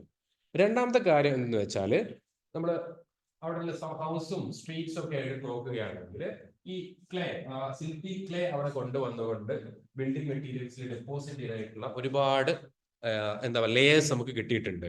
ഇപ്പൊ നിങ്ങൾ ഏതെങ്കിലും നാടുകളിൽ വീടുകളുടെ അടുത്തോട്ടോ കഴിഞ്ഞ നമ്മുടെ പ്രളയത്തിന്റെ സമയത്ത് വെള്ളം കയറിയ വീടുകളുണ്ടാവും. വെള്ളം പോയി കഴിഞ്ഞാൽ എന്താ കാണാൻ, ഒരുപാട് മണ്ണും അവശിഷ്ടങ്ങളും വീട്ടിൽ അവശേഷിക്കുന്നവരും കാണാൻ പറ്റും. ഓക്കെ, സെയിം കേസ് എവിടെ കാണുന്നുണ്ട്? മോഹൻജദാരോയിലെ ബിൽഡിങ്സിൽ കാണാൻ പറ്റുന്നുണ്ട്. അപ്പൊ അതിനർത്ഥം എന്താണ്? അവിടെ സീരിയസ് ആയിട്ട് ഫ്ലഡ് നടക്കുന്ന ഒരു ഏരിയ ആണ് എന്നുള്ളതാണ്. രണ്ടാമത്തെ കാര്യം, പ്രത്യേകിച്ച് സാഹിനിയെ പോലെയുള്ള സ്കോളേഴ്സ് ഒക്കെ പറയുന്ന കാര്യമാണ് കാറ്റസ്ട്രോഫിക് ആയിട്ടുള്ള flooding due to the tectonic movement. അഥവാ ഈ ഒരു ഫ്ലഡിന്റെ കാരണം ഈ പ്ലേറ്റ് ടെക്ടിക്, നിങ്ങൾ ജിയോഗ്രഫിയിൽ പഠിക്കും, ടെക്ടോണിക് പഠിച്ചിട്ടുണ്ടോ? ഭൂമിയുടെ അടിയിലുള്ള പ്ലേറ്റുകൾ തമ്മിൽ കൂട്ടിമുട്ടുമ്പം അവിടെ എന്തുണ്ടാകും? അതിൽ ഒരുപാട് വേവ്സ് പുറത്തേക്ക് വിടും. അതിന്റെ ഭാഗമായിട്ടും ഫ്ലഡ്സ് ഉണ്ടാവാറുണ്ട്. അപ്പൊ ഈ ഒരു ഏരിയ എന്ന് പറഞ്ഞാൽ ഈ ടെക്ടോണിക് മൂവ്മെന്റിന് വളരെയധികം പോസിബിലിറ്റി ഉള്ള ഒരു ഏരിയ ആണ്. അപ്പൊ അതുകൊണ്ട് അവിടെ എന്തായിരിക്കും, നിർബന്ധമായിട്ട് അവിടെ ഫ്ലഡ് നടന്നിട്ടുണ്ടാകും. അപ്പൊ ആ ഫ്ലഡ് ആയിരിക്കാം ഇതിനുള്ള കാരണം എന്നുള്ളതാണ്. അപ്പൊ അതാണ് അവർ എക്സ്പ്ലെയിൻ ചെയ്യുന്നത്. ഈ സെയ്സ്മിക് സോൺ ആയിരുന്നു, അതുകൊണ്ട് തന്നെ ഒരുപാട് ടെക്ടോണിക് മൂവ്മെന്റ് നടക്കുന്നുണ്ട്. അത് അവിടെ ജൈജാനിക് ആയിട്ട് നാഷണൽ ഡാം അവിടെ ക്രിയേറ്റ് ചെയ്തു. ആ ഡാം ആക്ച്വലി എന്താവുകയാണ്, അവിടെ മോഹൻജദാരോയിൽ ഒരു ലേക്ക് പോലെ വന്നു. Led to the collapse of the Indus people. അതിനോട് കൂടെ അവർ പറയാണ്, പ്ലസ് അവിടെ ഇടയ്ക്കിടയ്ക്ക് എർത്തു കേക്കും, കാരണം ഈ ടെക്ടോണിക് മൂവ്മെന്റ് ഭാഗമായിട്ട് എന്ത് സംഭവിക്കാം, എർത്തു കേക്സിനുമുള്ള ഒരു സാധ്യത അവിടെ ഉണ്ട് എന്നുള്ളതാണ്. അപ്പൊ അവിടെ ചില സമയത്ത് വയലന്റ് ആയിട്ടുള്ള എർത്തു കേക്സുകൾ നടന്നിരുന്നു എന്നുള്ളതാണ്. So this all together resulted the collapse of Harappan people. ഇതാണ് ഇവിടെ ആർഗ്യുമെന്റ് എന്നുള്ളത്. എന്താണ് ആർഗ്യുമെന്റ് പറയുന്നത്? അതിൽ ജിയോഗ്രഫിക്കൽ ആയിട്ടുള്ള കാര്യം വെച്ചിട്ടാണ് അവർ പറയുന്നത്. അതായത് ഒന്ന്, ആ ലൊക്കേഷൻ എടുക്കുന്നു. ആ ലൊക്കേഷൻ എന്ന് പറഞ്ഞാൽ ഫ്ലഡ് പ്രോൺ സോൺ ആണ്. അതിന്റെ തെളിവുകൾ എങ്ങനെയാണ് കിട്ടുന്നത്? മോഹൻജദാരോയിലെ വീടുകളൊക്കെ നോക്കുകയാണെങ്കിൽ ഇത്തരത്തിൽ സിൽറ്റ് ഡെപ്പോസിറ്റ് ചെയ്തതായിട്ട് നമുക്ക് കാണാൻ സാധിക്കുന്നുണ്ട്. പ്ലസ് അവർ ജിയോളജിക്കൽ ആയിട്ടുള്ള എവിഡൻസ് കൂടെ കൊണ്ടുവരികയാണ്. ജിയോളജിക്കലി നോക്കുകയാണെങ്കിൽ ആ ഒരു ഏരിയയിൽ എന്ത് സംഭവിക്കാനുള്ള സാധ്യതയുണ്ട്? ടെക്ടോണിക് മൂവ്മെന്റ് ഭാഗമായിട്ട് ഫ്ലഡും എർത്തുക്വേക്കും ഒക്കെ സംഭവിക്കാൻ സാധ്യതയുള്ള ഒരു സോൺ കൂടെയാണ്. അപ്പൊ അതൊക്കെ വെച്ചിട്ട് അവർ പറയുകയാണെന്ത്, അവിടെ എർത്തുക്വേക്കും ഫ്ലഡും ഒക്കെ ഒക്കേഷണലി നടന്നിട്ടുണ്ടാകും. അതുകൊണ്ട് ഈ ഒരു സൊസൈറ്റി ഡിസപ്പിയർ നശിക്കാനുള്ള കാരണം എന്താണ്? ഇങ്ങനെ ഇടയ്ക്കിടെ നടക്കുന്ന ആ ഒരു എർത്തുക്വേക്സും അതുപോലെ തന്നെ ഫ്ലഡുമാണ് എന്നുള്ളതാണ്. ഇതാണ് ഇവിടെ ആർഗ്യുമെന്റ്. ആർഗ്യുമെന്റ് ക്ലിയർ ആണോ? കൺസെപ്റ്റ് ക്ലിയർ ആണോ? നിങ്ങൾക്ക് കൃത്യമായിട്ട് മനസ്സിലാവുക എന്നുള്ളതാണ്. ലാംഗ്വേജ് ഇതേ ലാംഗ്വേജ് വേണമെന്നില്ല, പക്ഷെ കൺസെപ്റ്റ് മനസ്സിലാവണം. കൺസെപ്റ്റ് ക്ലിയർ അല്ലേ? എന്താണ് എന്നുള്ളത്, എന്താണ് ഈ നാച്ചുറൽ ഡിസാസ്റ്റർ തിയറിയിലൂടെ അവർ പറയാൻ ശ്രമിക്കുന്നത് എന്നുള്ളത്? ഓക്കെ, എന്താണ് ഇതിന്റെ പ്രശ്നം? എഗെയിൻ ഇത് നമുക്കൊരു കൺവിൻസിങ് ആയിട്ടുള്ള ഒരു ആൻസർ ആയിട്ട് നമുക്ക് പറയാൻ പറ്റില്ല എന്നുള്ളതാണ്. അതിൽ പ്രധാനമായിട്ട് എന്തുകൊണ്ട് ഇത് കൺവിൻസ് തന്നെ ആവില്ല ചോദിക്കുകയാണെങ്കിൽ, മറ്റു സ്കോളേഴ്സ് തന്നെ ഇതിനുള്ള റീസൺസ് പറഞ്ഞിട്ടുണ്ട്. ഒന്നാമത്തെ കാര്യം, ലാംബ്രിക്കിനെ പോലുള്ള സ്കോളേഴ്സ് പറയുന്ന കാര്യം എന്തെന്ന് വെച്ചാൽ, അവിടെ നമ്മൾ ഒരു പാലത്തിന് എടുക്കുകയാണെങ്കിൽ ഒരു റിവർ അവിടെ ഒരു ഡാം പോലെ ക്രിയേറ്റ് ചെയ്തു, എന്നിട്ട് അതിന്റെ ഭാഗമായിട്ട് ടെക്ടോണിക് ആയിട്ടുള്ള മൂവ്മെന്റിന്റെ ഭാഗമായിട്ട് പറയുകയാണെങ്കിൽ, പക്ഷെ അവിടെ ജിയോഗ്രഫിക്കലി തന്നെ ആ ആർഗ്യുമെന്റ് എന്താണ്? തെറ്റാണ് എന്നുള്ളതാണ് ആര് പറയുന്നത്? ലാംബ്രിക്കിനെ പോലെയുള്ള സ്കോളേഴ്സ് പറയുന്നത്. അതായത് മുന്നോട്ട് വെക്കുന്ന വാദഗതി എന്താണ്? ഒന്ന്, അവിടെ ഒരു എർത്തുക്വേക്ക് ഉണ്ടായിട്ട് അവിടെ ഒരു ആർട്ടിഫിഷ്യലി ഒരു ബണ്ട് പോലെ ക്രിയേറ്റ് ചെയ്യാന്ന് വിചാരിക്കുക. ആ സ്ട്രീമിനെ ഒരു ബണ്ട് പോലെ ക്രിയേറ്റ് എന്ന് വിചാരിക്കുന്നു. അങ്ങനെ ഉണ്ടെങ്കിൽ പോലും ഈ ലാർജ് വോളിയം വാട്ടർ അവിടെ നിന്ന് കൃത്യമായിട്ട് എങ്ങോട്ട് പുറത്തേക്ക് പോകും? കടലിലേക്ക് പുറത്തേക്ക് പോകും. അവിടെ എന്താവില്ല, കെട്ടി നിൽക്കില്ല. ഉദാഹരണമായിട്ട് ഇമേജ് നിങ്ങൾ മനസ്സിലേക്ക് കൊണ്ടുവരണം. ഒരു പ്രകാരം ഇവിടെ എന്താ സംഭവിക്കാൻ പോകുന്നത്? ഈ ഒരു റീജിയനില് സിൽറ്റ് മൂവ്മെന്റ്, സോറി, ഒരു ടെക്ടോണിക് മൂവ്മെന്റ് നടക്കുന്നു. സിൽറ്റുകളാണ് ഡെപ്പോസിറ്റ് ചെയ്യുന്നു. നാല് വശത്തും സിൽറ്റ് ക്രിയേറ്റ് ചെയ്യുന്ന സംഭവിക്കുന്നത് ഒരു ലേക്ക് പോലെ എന്താവുകയാണ്? ഇവിടെ ക്രിയേറ്റ് ചെയ്യപ്പെടുകയാണ്. ഒരു ആർട്ടിഫിഷ്യൽ ലേക്ക് പോലെ മാറുകയാണ്. അപ്പൊ ഈ ലേക്കിന്റെ ഇടയിലേക്ക് എർത്തുക്വേക്ക് കൂടെ ഉണ്ടാകുന്നത് സംഭവിക്കുന്നു. വെള്ളം മുഴുവനായിട്ട് ഇങ്ങോട്ട് വരുന്നു. ഈ ഒരു സ്ഥലം മുഴുവനായിട്ട് വെള്ളത്തിന് അടിയിലായി പോകുന്നു. അതാണ് നേരത്തെ ആർഗ്യുമെന്റ് എന്നത്. പക്ഷെ എല്ലാവരും പറയുന്നു അത് തന്നെ ഇവിടെ എടുക്കുകയാണ്. ഇവിടെ ഇങ്ങനെ ആർട്ടിഫിഷ്യൽ ഡാം ഉണ്ടായിരിക്കും. പക്ഷേ ഈ ഡാമിലെ വെള്ളം ഇങ്ങോട്ട് പോയാൽ വെള്ളത്തിന്റെ അറേബ്യൻ സീ ഉണ്ട്. അപ്പൊ ആ വെള്ളമൊക്കെ എങ്ങോട്ട് ഡിസ്ചാർജ് ആയി പോകും? ഇവിടെ പോകും. ഉടനെ കെട്ടി നിൽക്കില്ല. അതാണ് പറയുന്നത്. അവിടെ ചില ഭാഗത്തിൽ നമ്മൾ സമ്മതിക്കുകയാണെങ്കിൽ പോലും അങ്ങനെ ഒരു ആർട്ടിഫിഷ്യൽ ഡാം അവിടെ ക്രിയേറ്റ് ചെയ്യുന്ന സാധ്യത അവിടെ കണ്ടിട്ടില്ല. കാരണം തൊട്ടടുത്ത് സീ ഉണ്ട്. ആ സീയിലേക്ക് എന്താ നാച്ചുറലി വെള്ളം പൊലിച്ചിറങ്ങി പോകും എന്നാണ് അദ്ദേഹം പറയുന്നത് എന്നുള്ളതാണ്. രണ്ടാമത്തെ കാര്യം അദ്ദേഹം പറയുന്നത് വെച്ചാൽ, സിൽറ്റ് ഡെപ്പോസിഷൻ ഇവിടെ നമുക്ക് കാണാൻ സാധിക്കും parallel to the rising surface of the water ആയിരുന്നു എന്നുള്ളതാണ്. അത് വാട്ടറിന്റെ ലെവലിൽ തന്നെയാണ് ഇത് നടക്കുന്നത്, സിൽറ്റ് ഡെപ്പോസിഷൻ നടക്കുന്നത്. വാട്ടർ ലെവലിനേക്കാൾ സിൽറ്റ് ഡെപ്പോസിഷൻ കൂടിയാലല്ലേ വെള്ളം അവിടെ കെട്ടി നിൽക്കുള്ളൂ. അത് അവിടെ നടക്കാൻ സാധ്യത ഇല്ല എന്നുള്ളതാണ് ജിയോഗ്രഫിക്കലി നോക്കുന്ന സമയത്ത്. വെള്ളം ഇങ്ങനെ കെട്ടി നിൽക്കണം എന്നുണ്ടെങ്കിൽ എന്താവണം? ഈ സിൽറ്റ് ഡെപ്പോസിഷൻ വെള്ളത്തേക്കാൾ ഉയർന്നു നിൽക്കണം. എങ്കിലാണല്ലോ വെള്ളത്തിന്റെ ആ കോഴ്സിനെ തടഞ്ഞു നിൽക്കാൻ പറ്റുള്ളൂ. പക്ഷെ അവിടുത്തെ ഒരു ജിയോഗ്രഫിക്കൽ പ്രകൃതി എടുത്ത് നോക്കുകയാണെങ്കിൽ, ടോപ്പോഗ്രഫി എടുത്ത് നോക്കുകയാണെങ്കിൽ ഒരിക്കലും എന്താവില്ല, വെള്ളം അവിടെ ഇങ്ങനെ കെട്ടി നിൽക്കാൻ കഴിയൂല. കാരണം എന്താ വെച്ചാൽ വാട്ടർ ലെവലും സിൽട്ടും ഒരേപോലെ വരുള്ളൂ. അപ്പൊ വെള്ളം സ്വാഭാവികമായിട്ട് അങ്ങ് ഒലിച്ചു പോകും എന്നുള്ളതാണ്. അതുകൊണ്ടാണ് ഞാൻ പറയുന്നത് ഒരിക്കലും നമുക്കൊരു കൺവിൻസിങ് ആയിട്ടുള്ള ഒരു ആർഗ്യുമെന്റ് ആയിട്ട് പറയാൻ പറ്റില്ല എന്ന്. ക്ലിയർ ആണോ സംഭവം? പറയുമ്പോൾ നമുക്ക് വേണമെങ്കിൽ ആർഗ്യുമെന്റ് ആയിട്ട് പറയാം, സാധ്യതയുണ്ട്. ഓക്കെ, അവിടെ ഫ്ലഡ് ഒക്കെ നടന്നിരിക്കാം, അതിൽ തർക്കമൊന്നുമില്ല. ആ ഫ്ലഡ് ഒരു സൊസൈറ്റിയെ നശിപ്പിക്കാൻ പോലെ രൂപത്തിലുള്ള ഫ്ലഡ് ആയിട്ട് വരുമോ ഇല്ലയോ എന്നുള്ളിടത്താണ് പ്രശ്നം കിടക്കുന്നത്. ക്ലിയർ അല്ലേ? അതാണ് ഇതിന്റെ പ്രശ്നം എന്നുള്ളത്. ആ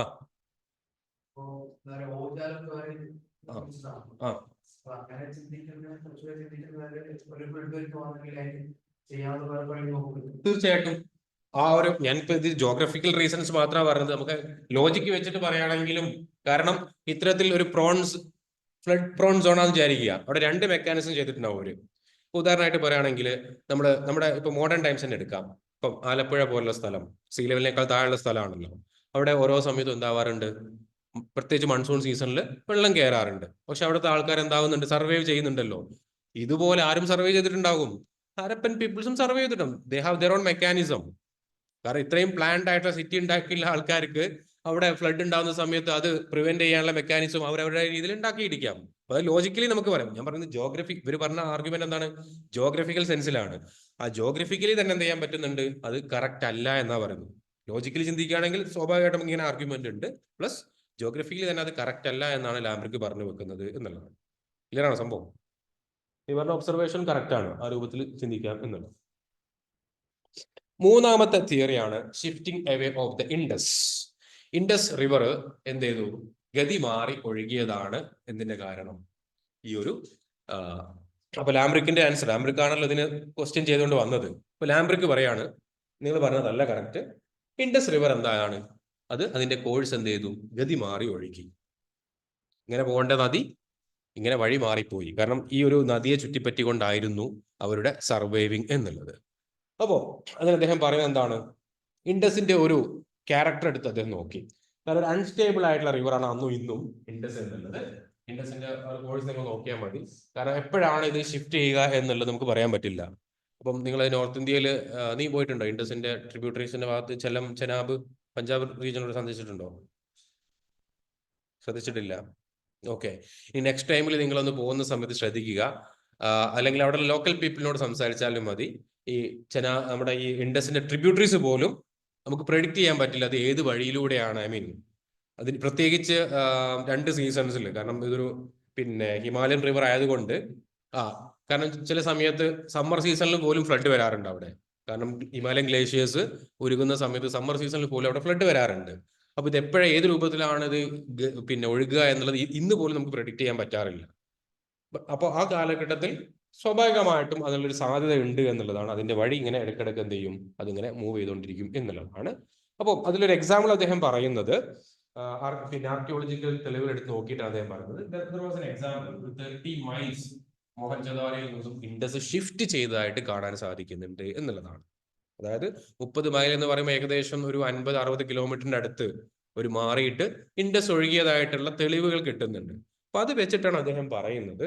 അപ്പോൾ ഇത്തരത്തിലുള്ള പ്രശ്നം വരുമ്പോൾ സിറ്റി പീപ്പിൾ എന്താ ചെയ്യുക? കാരണം ഈ സിറ്റി എന്ന് പറഞ്ഞാൽ അഗ്രികൾച്ചർ സെൻട്രിക് ആയിട്ടുള്ള സിറ്റിയാണ്, ഇല്ലേ? ഹാരപ്പൻ സിറ്റികൾ മുഴുവൻ അഗ്രികൾച്ചർ സെൻട്രിക് ആയിട്ടുള്ള സിറ്റി ആയിരുന്നു. അപ്പൊ അഗ്രികൾച്ചർ അവിടെ കൃത്യമായിട്ട് നടക്കണം എന്നുണ്ടെങ്കിൽ എന്ത് വേണം? വാട്ടർ ഹാർവെസ്റ്റിംഗ് നടക്കണം. അപ്പൊ അതിനുള്ളൊരു സ്കോപ്പ് അവിടെ നടക്കുന്നില്ല എന്നുള്ളതാണ്. സോ അവര് ഈ വാട്ടർ സ്റ്റാവിങ് അനുഭവിച്ചിരിക്കാം, അല്ലെങ്കിൽ വാട്ടർ സ്കാർസിറ്റി അവർ അനുഭവിച്ചേക്കാം. അപ്പൊ അതുകൊണ്ട് എന്ത് ചെയ്തു? ഇത് പലപ്പോഴും ഇങ്ങനെ സംഭവിച്ചത് കൊണ്ട് ഇവർ ഈ സിറ്റി എന്ത് ചെയ്തു? അബാൻഡൻ ചെയ്തതായിരിക്കാം. റിപ്പീറ്റ് ചെയ്ത് പ്രശ്നം വരികയാണ്. ഇപ്പൊ ഉദാഹരണമായിട്ട് പറയുകയാണെങ്കിൽ, നിങ്ങൾ ജീവിക്കുന്ന നാട്ടിൽ ഒരു കൊല്ലം വെള്ളം കിട്ടുന്നില്ല വിചാരിക്കുക. ഒരു കൊല്ലം നിങ്ങൾ എങ്ങനെയെങ്കിലും മാനേജ് ചെയ്യും. 2ാമത്തെ കൊല്ലം നിങ്ങൾക്ക് വെള്ളം കിട്ടുന്നില്ല. കുറച്ച് ആൾക്കാർ അവിടെ നിന്ന് പോകും, കുറച്ച് ആൾക്കാർ അവിടെ സ്റ്റേ ബാക്ക് ചെയ്യും. 3ാമത്തെ കൊല്ലം 4ാമത്തെ കൊല്ലം ഇതിങ്ങനെ റിപ്പീറ്റ് ചെയ്ത് വരികയാണെങ്കിൽ അവസാനം എന്താ സംഭവിക്കുക? നിങ്ങൾ അവിടെ നിന്ന് മാറി വേറെ സ്ഥലത്തേക്ക് താമസിക്കും എന്നുള്ളതാണ്. അപ്പൊ അതാണ് അദ്ദേഹം പറയുന്നത്. ഇങ്ങനെ റിപ്പീറ്റ് ചെയ്തിട്ട് ഇങ്ങനെ പ്രശ്നം വന്ന സമയത്ത് ഇവിടെ ഫുഡ് പ്രൊഡക്ഷനെയും അഗ്രികൾച്ചർ ആയിട്ടുള്ള ആക്ടിവിറ്റിയൊക്കെ സാരമായി ബാധിച്ചപ്പോൾ അവരെന്ത് ചെയ്തു? അവിടെ നിന്നും റീലൊക്കേറ്റ് ചെയ്യാനുള്ള ഒരു സാധ്യതയാണ് ആര് പറഞ്ഞു വെക്കുന്നത്? ലാംബ്രിക്ക് പറഞ്ഞു വെക്കുന്നത് എന്നുള്ളതാണ്. ക്ലിയർ ആണോ സംഭവം? അദ്ദേഹത്തിന് ആർഗ്യുമെന്റ് അതാ, മനസ്സിലായോ? സിമ്പിൾ ആയിട്ട് പറയാം, ഇത്രേ ഉള്ളൂ. ഇൻഡസ് റിവർ ഇടയ്ക്കിടയ്ക്ക് എന്താവുന്നുണ്ട്? ഗതി മാറി ഒഴുകുന്നുണ്ട്. അപ്പോൾ ഈ ഗതി മാറി ഒഴുകുന്നുള്ള പ്രശ്നം എന്താണെന്ന് വെച്ചാൽ, ഇപ്പോൾ ഉദാഹരണമായിട്ട് പറയാം, മോഹൻജദാരിൽ നിന്ന് 30 കിലോമീറ്റർ വരെ മാറിയിട്ട് എന്തായിട്ടുണ്ട്? അത് ഒഴുകിയിട്ടുള്ളതായിട്ട് നമുക്ക് കാണാനും സാധിക്കുന്നുണ്ട്. അപ്പോൾ ഒരു സൊസൈറ്റി അവർ അഗ്രികൾച്ചറിനെ കൃത്യമായിട്ട് ഡിപ്പെൻഡ് ചെയ്തുകൊണ്ടുള്ള സൊസൈറ്റി ആകുമ്പോൾ അവർക്ക് എന്ത് ചെയ്യണം? വെള്ളം കൃത്യമായിട്ട് കിട്ടണം. അപ്പോൾ വാട്ടർ സ്കാർസിറ്റി ഇങ്ങനെ റിപ്പീറ്റ് ചെയ്ത് വന്ന സമയത്ത് അവർ ചിന്തിച്ചൊരു കാര്യം എന്തായിരിക്കാം? ഇങ്ങനെ പ്രശ്നങ്ങളുള്ള സ്ഥലത്ത് എന്തിന് ഞങ്ങൾ താമസിക്കണം? ബെറ്റർ ആയിട്ടുള്ള സ്ഥലത്തേക്ക് എന്ത് ചെയ്യാം? റീലൊക്കേറ്റ് ചെയ്യാം എന്നായിരിക്കാം അവർ ചിന്തിച്ചിട്ടുണ്ടാവുക. ക്ലിയർ സംഭവം? ഇതാണ് ലാംബ്രിക്കിന്റെ തിയറി എന്നുള്ളത്. ഇൻഡസ് ഷിഫ്റ്റ് ചെയ്തായിരിക്കാം എന്നുള്ളത്. അതിലുള്ള പ്രശ്നം എന്താണ്? അതിലുള്ള പ്രശ്നം എന്ന് വെച്ചാല് എങ്ങനെ ഒന്ന് റീലൊക്കേഷന്റെ പ്രശ്നം. അവർ എങ്ങോട്ട് റീലൊക്കേറ്റ് ചെയ്തത് എങ്ങോട്ട് എന്നുള്ളത് നമുക്ക് വലിയ പ്രശ്നമല്ല. പ്രശ്നം എന്താ വെച്ചാൽ, ഒരു സ്ഥലത്ത് റിവർ ഗതി മാറി ഒഴുകി എന്നുള്ളത് മൊത്തം ഹാരപ്പൻ സൊസൈറ്റിയുടെ ഡിക്ലൈൻ ആയിട്ട് പറയാൻ പറ്റുമോ? ഉദാഹരണമായിട്ട് പറയുകയാണെങ്കിൽ, കോഴിക്കോട് ജില്ലയിൽ ഏതോ ഒരു സ്ഥലത്ത് വാട്ടർ സ്കാർസിറ്റി ഉള്ളത് കൊണ്ട് ആ സ്ഥലത്തെ ആൾക്കാർ മാറി എന്നുള്ളത് കൊണ്ട് മൊത്തം കോഴിക്കോട് ജില്ല അവിടെ ഡിസപ്പിയർ ആയി അല്ലെങ്കിൽ ഡിക്ലൈൻ ആയി എന്ന് പറയാൻ പറ്റുമോ? ഇല്ല. വേണമെങ്കിൽ നമുക്കൊരു ആർഗ്യുമെന്റിന് പറയാൻ പറ്റും, മോഹൻജദാരോ അല്ലെങ്കിൽ ഇൻഡസ് പോകുന്ന ആ ഭാഗത്തുള്ള സിറ്റികൾ, ഇൻഡസിന്റെ ചുറ്റുഭാഗം മാത്രമല്ലല്ലോ സിറ്റികൾ ഉണ്ടായിരുന്നത്, നമ്മൾ ഡിസ്കസ് ചെയ്താണ്. വലിയ വിശാലമായിട്ടുള്ള റിവർ സിസ്റ്റം ആണ്. അപ്പോൾ ആ റീജിയന്റെ ഭാഗമല്ലാതെയും സൊസൈറ്റികൾ വന്നിട്ടുണ്ട്. അപ്പോൾ എങ്ങനെ നമുക്ക് ഇതൊരു ടോട്ടാലിറ്റി ആയിട്ട് പറയാൻ പറ്റും? അവിടെയാണ് പ്രശ്നം കിടക്കുന്നത്. ഒരു കേസ് എടുത്തിട്ട് നിങ്ങൾ ജനറലൈസ് ചെയ്യുമ്പോൾ അത് എങ്ങനെ ശരിയാകും? മോഹൻജദാരോയിൽ ഓക്കെ, നിങ്ങൾ പറഞ്ഞത് വേണമെങ്കിൽ നമുക്ക് ഓക്കെ സമ്മതിക്കാം. പക്ഷെ ഇതെങ്ങനെ മൊത്തം ഒരു സൊസൈറ്റി ഡിസപ്പിയർ ചെയ്തു എന്നുള്ളതിനൊരു കാരണമായിട്ട് നമുക്കത് പറയാൻ പറ്റും എന്നുള്ളതാണ് ഒന്നാമത്തെ കാര്യം എന്നുള്ളത്. ഓക്കെ, ക്ലിയർ ആണല്ലോ?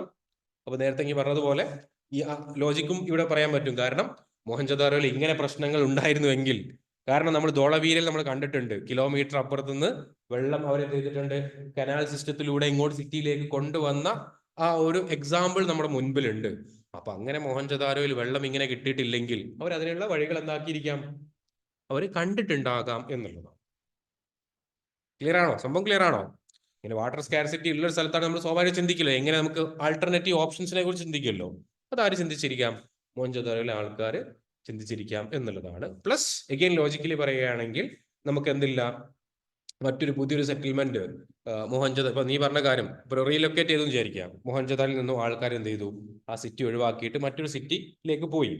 അപ്പൊ അങ്ങനെ പോവുകയാണെങ്കിൽ ഈ മോഹൻജദാരെ പോലെയുള്ള സിറ്റി അവരെന്താക്കിയിരിക്കാം, അവിടെ റീബിൽഡ് ചെയ്യാനുള്ള സാധ്യത ഉണ്ടല്ലോ. അപ്പൊ അതിനുള്ള സാധ്യതകൾ നമുക്ക് അവിടെ നിന്ന് കിട്ടിയിട്ടില്ല, ആർക്കിയോളജി നമുക്ക് കിട്ടിയിട്ടുമില്ല. അപ്പൊ അതൊക്കെ വെച്ചിട്ടാണ് നമുക്ക് ഇതങ്ങനെ ഒരു ടോട്ടാലിറ്റിയിൽ അല്ലെങ്കിൽ മൊത്തത്തിൽ ഹാരപ്പൻ പീപ്പിൾസിന്റെ തകർച്ചയ്ക്ക് കാരണമായിട്ട് നമുക്ക് എന്ത് ചെയ്യാൻ പറ്റില്ല, ഇൻഡസിന്റെ കോഴ്സ് റിവർ ഷിഫ്റ്റ് ചെയ്തത് ഒരു കാരണമായിട്ട് നമുക്ക് പറയാൻ പറ്റില്ല എന്ന്. ക്ലിയർ ആണല്ലോ സംഭവം? ക്രിറ്റിസിസം മനസ്സിലാവുന്നുണ്ടോ? എന്താണ് ആർഗ്യുമെന്റ്, എന്താണ് അതിന്റെ പ്രശ്നം, അതാണ് മനസ്സിലാക്കേണ്ട കാര്യം എന്നുള്ളത്.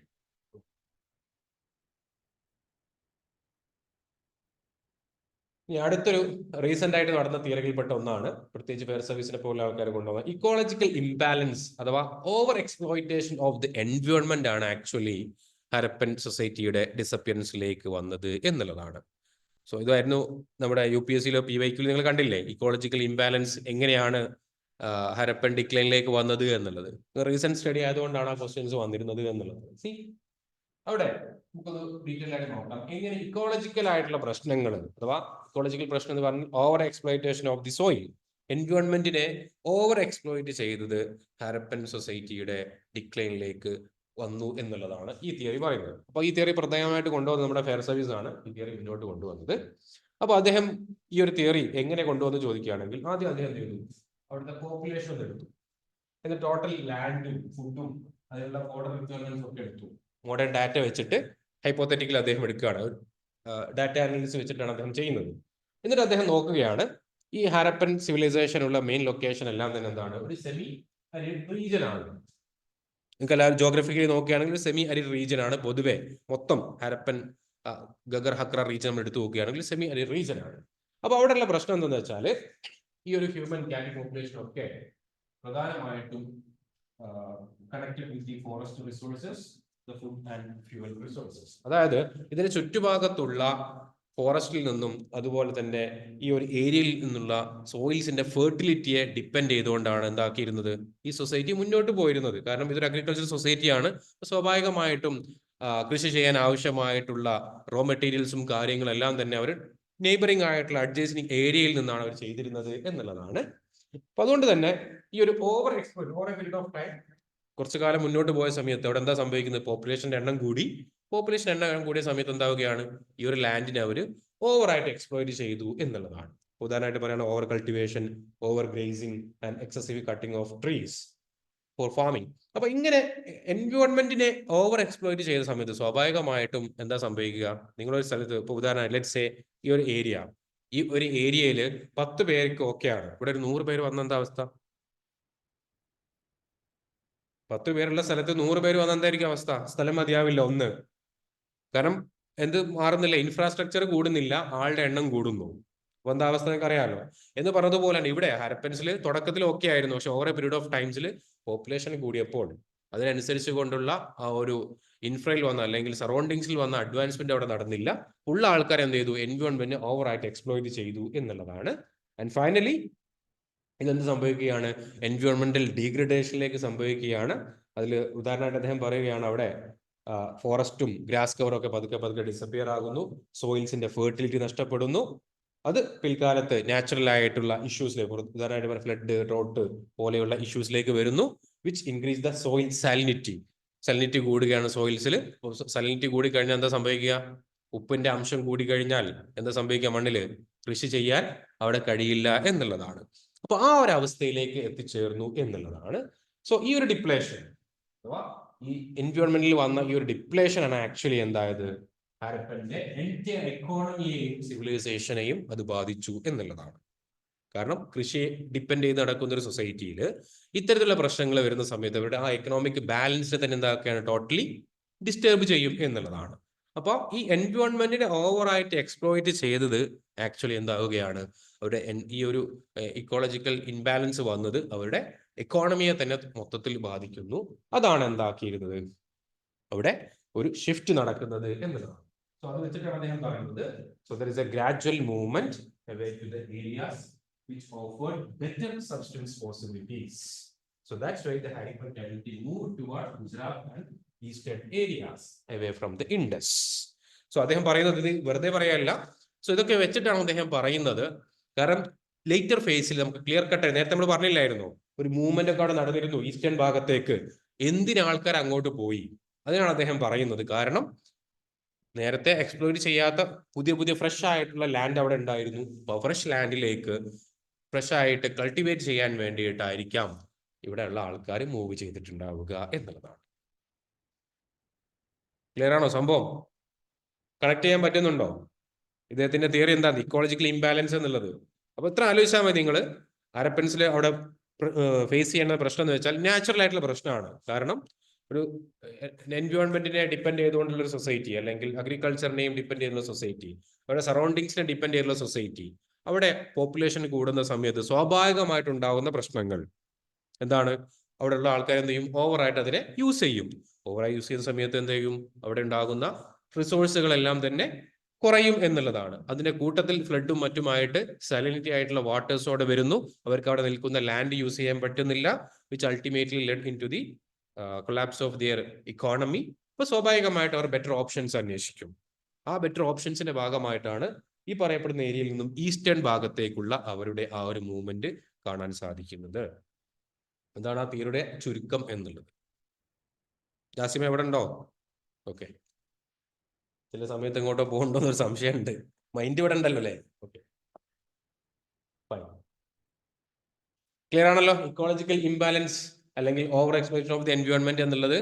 ഓക്കെ, ഇതുവരെ നമ്മൾ ചർച്ച ചെയ്ത തിയറിയിൽ കുറച്ചും കൂടെ കൺക്ലൂസീവ് എന്ന് പറയാൻ കുറച്ചും കൂടെ നമുക്ക് എന്താ പറയാ, നിയർ ടു ദി റിയാലിറ്റിയോട് കുറച്ചും കൂടെ ഒരു സാധ്യതയുള്ള ഒരു തിയറിയാണിത്. ആണോ അല്ലേ?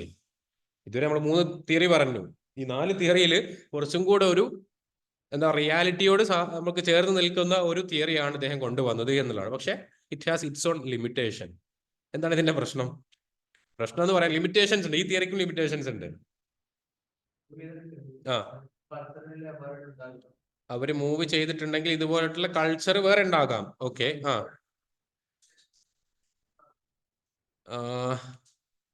ഓക്കെ, അതിന് ശേഷം വന്നവർ എൻറ്റയർലി ഡിഫറെന്റ്.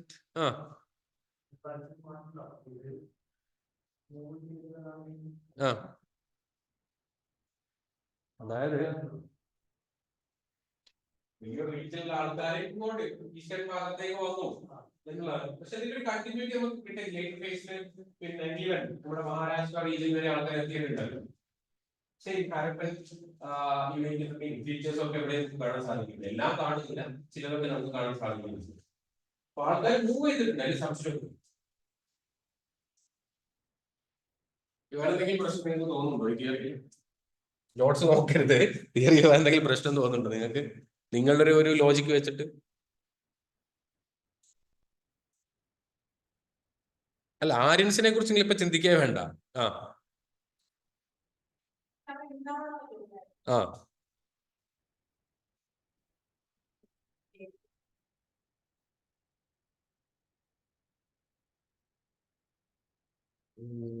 എനിക്ക് കണക്ട് ആയില്ല പറയാൻ ഉദ്ദേശിച്ചത് എന്താന്നുള്ളത്. ആ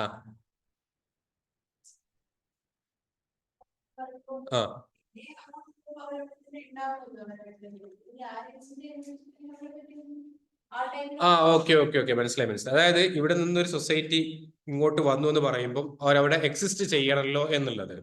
ഓക്കെ ഫൈൻ. പിന്നെ ആ വന്ന സ്ഥലത്തുനിന്ന് പിന്നെ എങ്ങനെ അവർ ഡിസപ്പിയർ ആയി, അതല്ലേ നിന്റെ സംശയം എന്നുള്ളത്? ഓക്കെ ഗുഡ്, അതൊരു വാലിഡ് ആയിട്ടുള്ള ഡൗട്ടാണ്. അവിടെ നിന്ന് ഇങ്ങോട്ട് വന്നു, അവരിവിടെ സെറ്റിൽ ചെയ്തു. ആ സ്ഥലത്ത് പിന്നെ അവരവിടെ സെറ്റിൽ ചെയ്ത് കുറെ കാലം അവിടെ ജീവിക്കണമല്ലോ, അത് പിന്നെ അവിടെ ഉണ്ടായിട്ടില്ലല്ലോ എന്നുള്ളത്. Okay fine. Okay fine. ആ ഓക്കെ ഫൈൻ.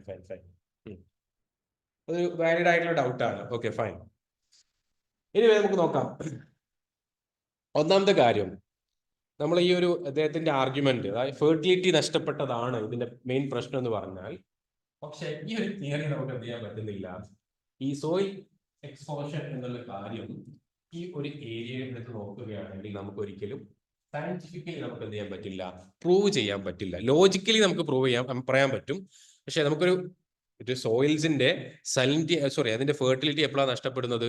അവിടെ മിനറൽ ഡെപ്പോസിഷൻ നടക്കാതിരിക്കുമ്പോഴാണ്. നാച്ചുറലി ഇപ്പൊ നമ്മളൊരു കൃഷി ചെയ്യുന്ന സമയത്ത് വളം ഇട്ട് കൊടുക്കുന്നത് എന്തിനാണ്? വളം തന്നെ ഞങ്ങളുടെ നാട്ടിലൊക്കെ പറയാ, എല്ലാ നാട്ടിലും. ഓക്കെ, ഫെർട്ടിലൈസർ എന്തിനാ ഇട്ട് കൊടുക്കുന്നത്? മണ്ണിന് വേണ്ടിയിട്ടുള്ള മിനറൽസ് കിട്ടാൻ, ആർട്ടിഫിഷ്യലി കിട്ടാൻ വേണ്ടിയിട്ടാണ്. നാച്ചുറലി ഇതെങ്ങനെ സംഭവിക്കുന്നത്? ഡീകമ്പോസിഷൻ എങ്ങനെ നടക്കണം? ആ ഡീകമ്പോസിഷൻ നടക്കുന്നത് പ്രധാനമായിട്ടും റിവർ ബെഡ് ഏരിയയിൽ പെട്ടെന്ന് നടക്കും. കാരണം എന്താണ്? ഈ ഫ്ലഡ് വരുന്ന സമയത്ത് അല്ലെങ്കിൽ സിൽട്ട് വരുന്ന സമയത്ത് അവിടെ നാച്ചുറലി അവിടെ നടക്കും. അപ്പൊ ഇദ്ദേഹം പറഞ്ഞ തിയറി പ്രകാരമാണെങ്കിൽ, കാരണം ഫ്ലഡ് നടക്കുന്ന കോൺട്രാഡിക്ടറി വരികയാണ്. ഫ്ലഡ് നടക്കുന്ന ഒരു സ്ഥലത്ത് എന്താ സംഭവിക്കാൻ പോകുന്നത്? സോയിൽ ഫെർട്ടിലിറ്റി ഇങ്ങനെ റീചാർജ് ചെയ്യാണ് ചെയ്യേണ്ടത്. ആണോ അല്ലേ? സോയിൽ ഫെർട്ടിലിറ്റി ഇല്ല എന്ന് പറയുന്ന സ്ഥലം എവിടെയാണ്? ഈ ഫ്ലഡിന് നടക്കുന്ന സ്ഥലത്താണ്. അപ്പൊ അവിടെ എന്താ സംഭവിക്കുക? ശരിക്കും ഫെർട്ടിലിറ്റി റീചാർജ് ചെയ്യപ്പെടുകയാണ് അവിടെ ചെയ്യേണ്ടത് എന്നുള്ളതാണ്. അപ്പം ആ പറയുന്ന കാലങ്ങളിൽ ഒരിക്കലും നമുക്ക് അങ്ങനെ പറയാൻ പറ്റില്ല സോയിൽ ഫെർട്ടിലിറ്റി അവിടെ നഷ്ടപ്പെട്ടു എന്നുള്ളത്. രണ്ടാമത്തെ ഒരു കാര്യം എന്ന് പറഞ്ഞാൽ, ഇദ്ദേഹം പറയുന്ന ഡാറ്റ, അദ്ദേഹം മോഡേൺ ഡാറ്റ വെച്ചിട്ടാണല്ലോ. എങ്ങനെ നിങ്ങൾക്ക് പറയാൻ പറ്റും ഇത്രയും വരുന്ന ആൾക്കാർ അവിടെ ജീവിച്ചിരുന്നു എന്നുള്ളത്? അതാണ് അടുത്ത പ്രശ്നം. നമുക്ക് ആകെ കിട്ടിയ കുറച്ച് സ്കെൽറ്റൻസ് മാത്രമാണ്, കുറച്ച് ഒബ്ജക്റ്റ് മാത്രമാണ്. അത് വെച്ചുകൊണ്ട് ഹ്യൂജ് ആയിട്ടുള്ള ഒരു പോപ്പുലേഷൻ ഈ പറഞ്ഞ സ്ഥലത്ത് ജീവിച്ചിരുന്നു എന്ന് നമുക്ക് എന്ത് ചെയ്യാൻ പറ്റില്ല, പറയാൻ പറ്റുമോ? കാരണം അവിടെ ഒരു ആയിരക്കണക്കിന് ആൾക്കാർ ജീവിച്ചാലാണല്ലോ ഒരു ഓവർ എക്സ്പ്ലോയിറ്റേഷൻ ഉള്ളത്. അവിടെ ഇനി 100 ആൾക്കാരാണ് ജീവിച്ചത്, നമുക്ക് അങ്ങനെ സങ്കല്പിക്കാമല്ലോ. നമുക്ക് ഹൈപ്പോതിസ് അല്ലേ? അപ്പൊ അതുകൊണ്ട് ഈ ഒരു പോപ്പുലേഷൻ കമ്പ്യൂട്ടേഷൻ എന്നുള്ളിടത്തുള്ള പ്രശ്നം എന്തെന്ന് വെച്ചാൽ, അത് നമുക്ക് എന്ത് ചെയ്യാൻ പറ്റില്ല, കൃത്യമായിട്ട് ഒരു ഹാരപ്പൻസിന്റെ സബ്സ്റ്റൻസ് പാറ്റേണുമായിട്ട് കണക്ട് ചെയ്തുകൊണ്ട് നമുക്കത് പറയാൻ പറ്റില്ല എന്നുള്ളതാണ് അതിൽ രണ്ടാമത്തെ പ്രശ്നം എന്നുള്ളത്. മൂന്നാമത്തെ ഒരു ആർഗ്യുമെന്റ് ആയിട്ട് നമുക്ക് ഇതിൽ ക്രിട്ടിക്സ് ആയിട്ട് പറയാൻ പറ്റുന്നത്, ഹാരപ്പൻ സിവിലൈസേഷന്റെ ആ ഒരു ഗ്രോത്തും അതിന്റെ ഒരു മെച്യൂർ ഫേസിലേക്കുള്ള ആ ഒരു പ്രോസസ്സ് നമ്മൾ എടുത്തു നോക്കുകയാണെങ്കിൽ കൃത്യമായിട്ടുള്ള ഒരു ബാലൻസ് അവർ മെയിൻറ്റെയിൻ ചെയ്തിരുന്നു എന്നുള്ളതാണ്. സിറ്റിയും ടൗണും വില്ലേജും പീസൻസും നോമാഡ്സും ഒക്കെ തമ്മിലുള്ള കൃത്യമായിട്ടുള്ള ഒരു ബാലൻസ്. അതായത് ഉദാഹരണമായിട്ട് പറയുകയാണെങ്കിൽ തൊട്ടടുത്തുള്ള വില്ലേജുകളിൽ നിന്നാണ് അവരേക്ക് എന്താക്കിയിരുന്നത് വേണ്ടിയിട്ടുള്ള സപ്ലൈ. നമ്മൾ ഡിസ്കസ് ചെയ്തതല്ലേ ഹാരപ്പൻ ഇക്കോണമിയെ കുറിച്ച് പറയുമ്പോൾ. സിറ്റിയിലൊന്നും എന്ത് ചെയ്തില്ല, അവര് കൃഷി നടത്തിയിരുന്നില്ല. കൃഷി നടത്തിയിരുന്ന എവിടെയായിരുന്നു? തൊട്ടടുത്തുള്ള അഡ്ജസ്റ്റിംഗ് ആയിട്ടുള്ള വില്ലേജുകളിൽ നിന്നായിരുന്നു എന്നുള്ളതാണ്. അപ്പൊ ആ വില്ലേജിൽ നിന്നും സിറ്റിയിലേക്ക് എന്ത് ചെയ്യുന്നു, സാധനങ്ങൾ എത്തിക്കുകയാണ് അവർ ചെയ്തിരുന്നത് എന്നുള്ളതാണ്. അപ്പൊ അതുകൊണ്ട് ഒരിക്കലും ഇത് ചെയ്യാൻ പറ്റില്ല, നമുക്ക് സിറ്റിയിലെ ആൾക്കാർ അവിടെ എക്സ്പ്ലോയിറ്റ് ചെയ്തുകൊണ്ടാണ് ഈ പ്രശ്നങ്ങളൊക്കെ നടന്നത് എന്ന് പറയാൻ പറ്റില്ല. കാരണം കൃത്യമായിട്ടുള്ള ഒരു ബാലൻസ് കീപ്പ് ചെയ്തിട്ടാണ് അവരുടെ ലൈഫ് സ്റ്റൈൽ കാണാൻ സാധിക്കുന്നത് എന്നുള്ളതാണ്. ക്ലിയർ ആണല്ലോ? ഫൈൻ. അപ്പൊ അതൊക്കെ വെച്ചിട്ടാണ് നമുക്ക് പറയാൻ പറ്റുന്ന ഒരു കാര്യം എന്നുള്ളത്. ദെൻ ഈ ഒരു പോയിന്റ് വേണമെങ്കിൽ നിങ്ങൾക്ക് എടുക്കാവുന്നതാണ്. അതായത് നെയ്ബറിംഗ് കമ്മ്യൂണിറ്റീസ് വെച്ചുകൊണ്ട് കൃത്യമായിട്ട് മിനറൽസ് ഒക്കെ അവർ, കാരണം ഉദാഹരണമായിട്ട് പറയുകയാണെങ്കിൽ നമ്മുടെ ട്രേഡിന്റെ പാറ്റേൺ എടുത്തു നോക്കുക. ഇവിടെ ഇല്ലാത്ത മെറ്റൽസ് അവരെന്ത് ചെയ്തിട്ടുണ്ട്, മറ്റൊരു സ്ഥലത്ത് നിന്ന് ഇങ്ങോട്ട് കൊണ്ടുവന്നിട്ടുണ്ട്. ഈ സെയിം കേസ് എവിടെ നമുക്ക് എക്സ്പെക്ട് ചെയ്യാം? ഉദാഹരണമായിട്ട് പറയുകയാണെങ്കിൽ ഒരു സ്ഥലത്തെ സോയിൽസിന്റെ കിടപ്പ് നോക്കി, കാരണം അവിടുത്തെ അഗ്രികൾച്ചർ പാറ്റേൺ നിങ്ങൾ നോക്കുക. എല്ലാ സ്ഥലത്തും റൈസ് ഉണ്ടായിരുന്നില്ല, എല്ലാ സ്ഥലത്തും വീറ്റ് ഉണ്ടായിരുന്നില്ല, എല്ലാ സ്ഥലത്തും അതുപോലെ തന്നെ നമുക്ക് കിട്ടിയിട്ടുള്ള ഗ്രെയിൻസ് ഉണ്ടായിരുന്നില്ല. അതാത് ലൊക്കേഷൻസിന് സ്യൂട്ട് ആകുന്ന ഗ്രെയിൻസ് മാത്രമേ ആര് നടത്തിയിട്ടുള്ളൂ. ഓവർ എക്സ്പ്ലോയിറ്റേഷൻ എന്ന് പറഞ്ഞാൽ എന്താണ്? ഒരു സ്ഥലത്ത് എല്ലാ സാധനം കൂടെ ഉണ്ടാക്കുമ്പോഴാണല്ലോ അവിടെ എന്താവുള്ളൂ, ഓവർ എക്സ്പ്ലോയിറ്റേഷൻ ഉണ്ടാവുള്ളൂ. അപ്പൊ ഇവരെന്താ ചെയ്തത്? കൃത്യമായിട്ട് അതാത് ലൊക്കേഷൻസിന്റെ സോയിൽസിന് ഏതാണോ സ്യൂട്ട് ആകുന്നത് അത് മാത്രമേ അവർ നടത്തിയിട്ടുള്ളൂ. മാത്രമല്ല മാസീവ് ആയിട്ടുള്ള ഒരു കൾട്ടിവേഷൻ നടന്നതിനുള്ള ആർക്കിയോളജിക്കൽ തെളിവ് നമുക്കില്ല. ഉണ്ടോ? വളരെ കുറഞ്ഞ സ്ഥലത്ത് മാത്രമേ കൃഷി നടന്നതായിട്ടുള്ള ആർക്കിയോളജിക്കൽ തെളിവ് നമുക്ക് കിട്ടിയിട്ടുള്ളൂ. അപ്പൊ ഇതൊക്കെ വെച്ചിട്ടാണ് നമുക്ക് പറയാൻ പറ്റുന്നത് ഒരു ഓവർ എക്സ്പ്ലോയിറ്റേഷൻ എന്നുള്ളത് നമുക്ക് കൺക്ലൂസീവ് ആയിട്ടുള്ള ഒരു റീസൺ ആയിട്ട് നമുക്ക് പറയാൻ പറ്റില്ല. ഈവൻ ദോ അത് ലോജിക്കലി നമുക്ക് എന്ത് ചെയ്യാൻ പറ്റുന്നതാണ്, നമുക്കൊരു പോയിന്റ് ആയിട്ട് പറയാൻ പറ്റുമെങ്കിൽ പോലും ആർക്കിയോളജിക്കൽ ആസ് വെൽ ആസ് അന്നത്തെ ആ ഒരു പിന്നെ പാറ്റേൺ, ലൈഫ് പാറ്റേൺ ഒക്കെ നമ്മൾ എടുത്തു നോക്കുകയാണെങ്കിൽ ഒരിക്കലും നമുക്ക് പറയാൻ പറ്റില്ല ഈ ഒരു സൊസൈറ്റിയുടെ ഡിക്ലൈനിലേക്ക് ഇതായിരുന്നു നയിച്ചത് എന്നുള്ളത്. ക്ലിയർ ആണോ? ഇക്കോളജിക്കൽ ഇംബാലൻസ് എന്നുള്ളത് എന്താണെന്നും അതിന്റെ പ്രശ്നങ്ങൾ എന്താണ് എന്നുള്ളതും മനസ്സിലായോ? എന്താണ് പ്രശ്നം എന്ന് മനസ്സിലായോ? അതാ അത് മനസ്സിലാക്കണം. പ്രശ്നം എന്താണ് തിയറി. കാരണം ലുക്സ് ലൈക്ക് റിയാലിറ്റി ആണെന്ന് നമുക്ക് തോന്നിയേക്കാം, പക്ഷെ അതിന് ചില പ്രശ്നങ്ങൾ ഉണ്ട് എന്നുള്ളതാണ്. ആ പ്രശ്നം എന്താണെന്ന് മനസ്സിലായോ? ക്ലിയർ അല്ല എല്ലാവർക്കും? എക്സ്പ്ലനേഷൻ ആവശ്യമുണ്ടെങ്കിൽ ചോദിക്കട്ടോ, ഏതെങ്കിലും കാര്യങ്ങൾ നിങ്ങൾക്ക് മനസ്സിലായിട്ടില്ലെങ്കിൽ.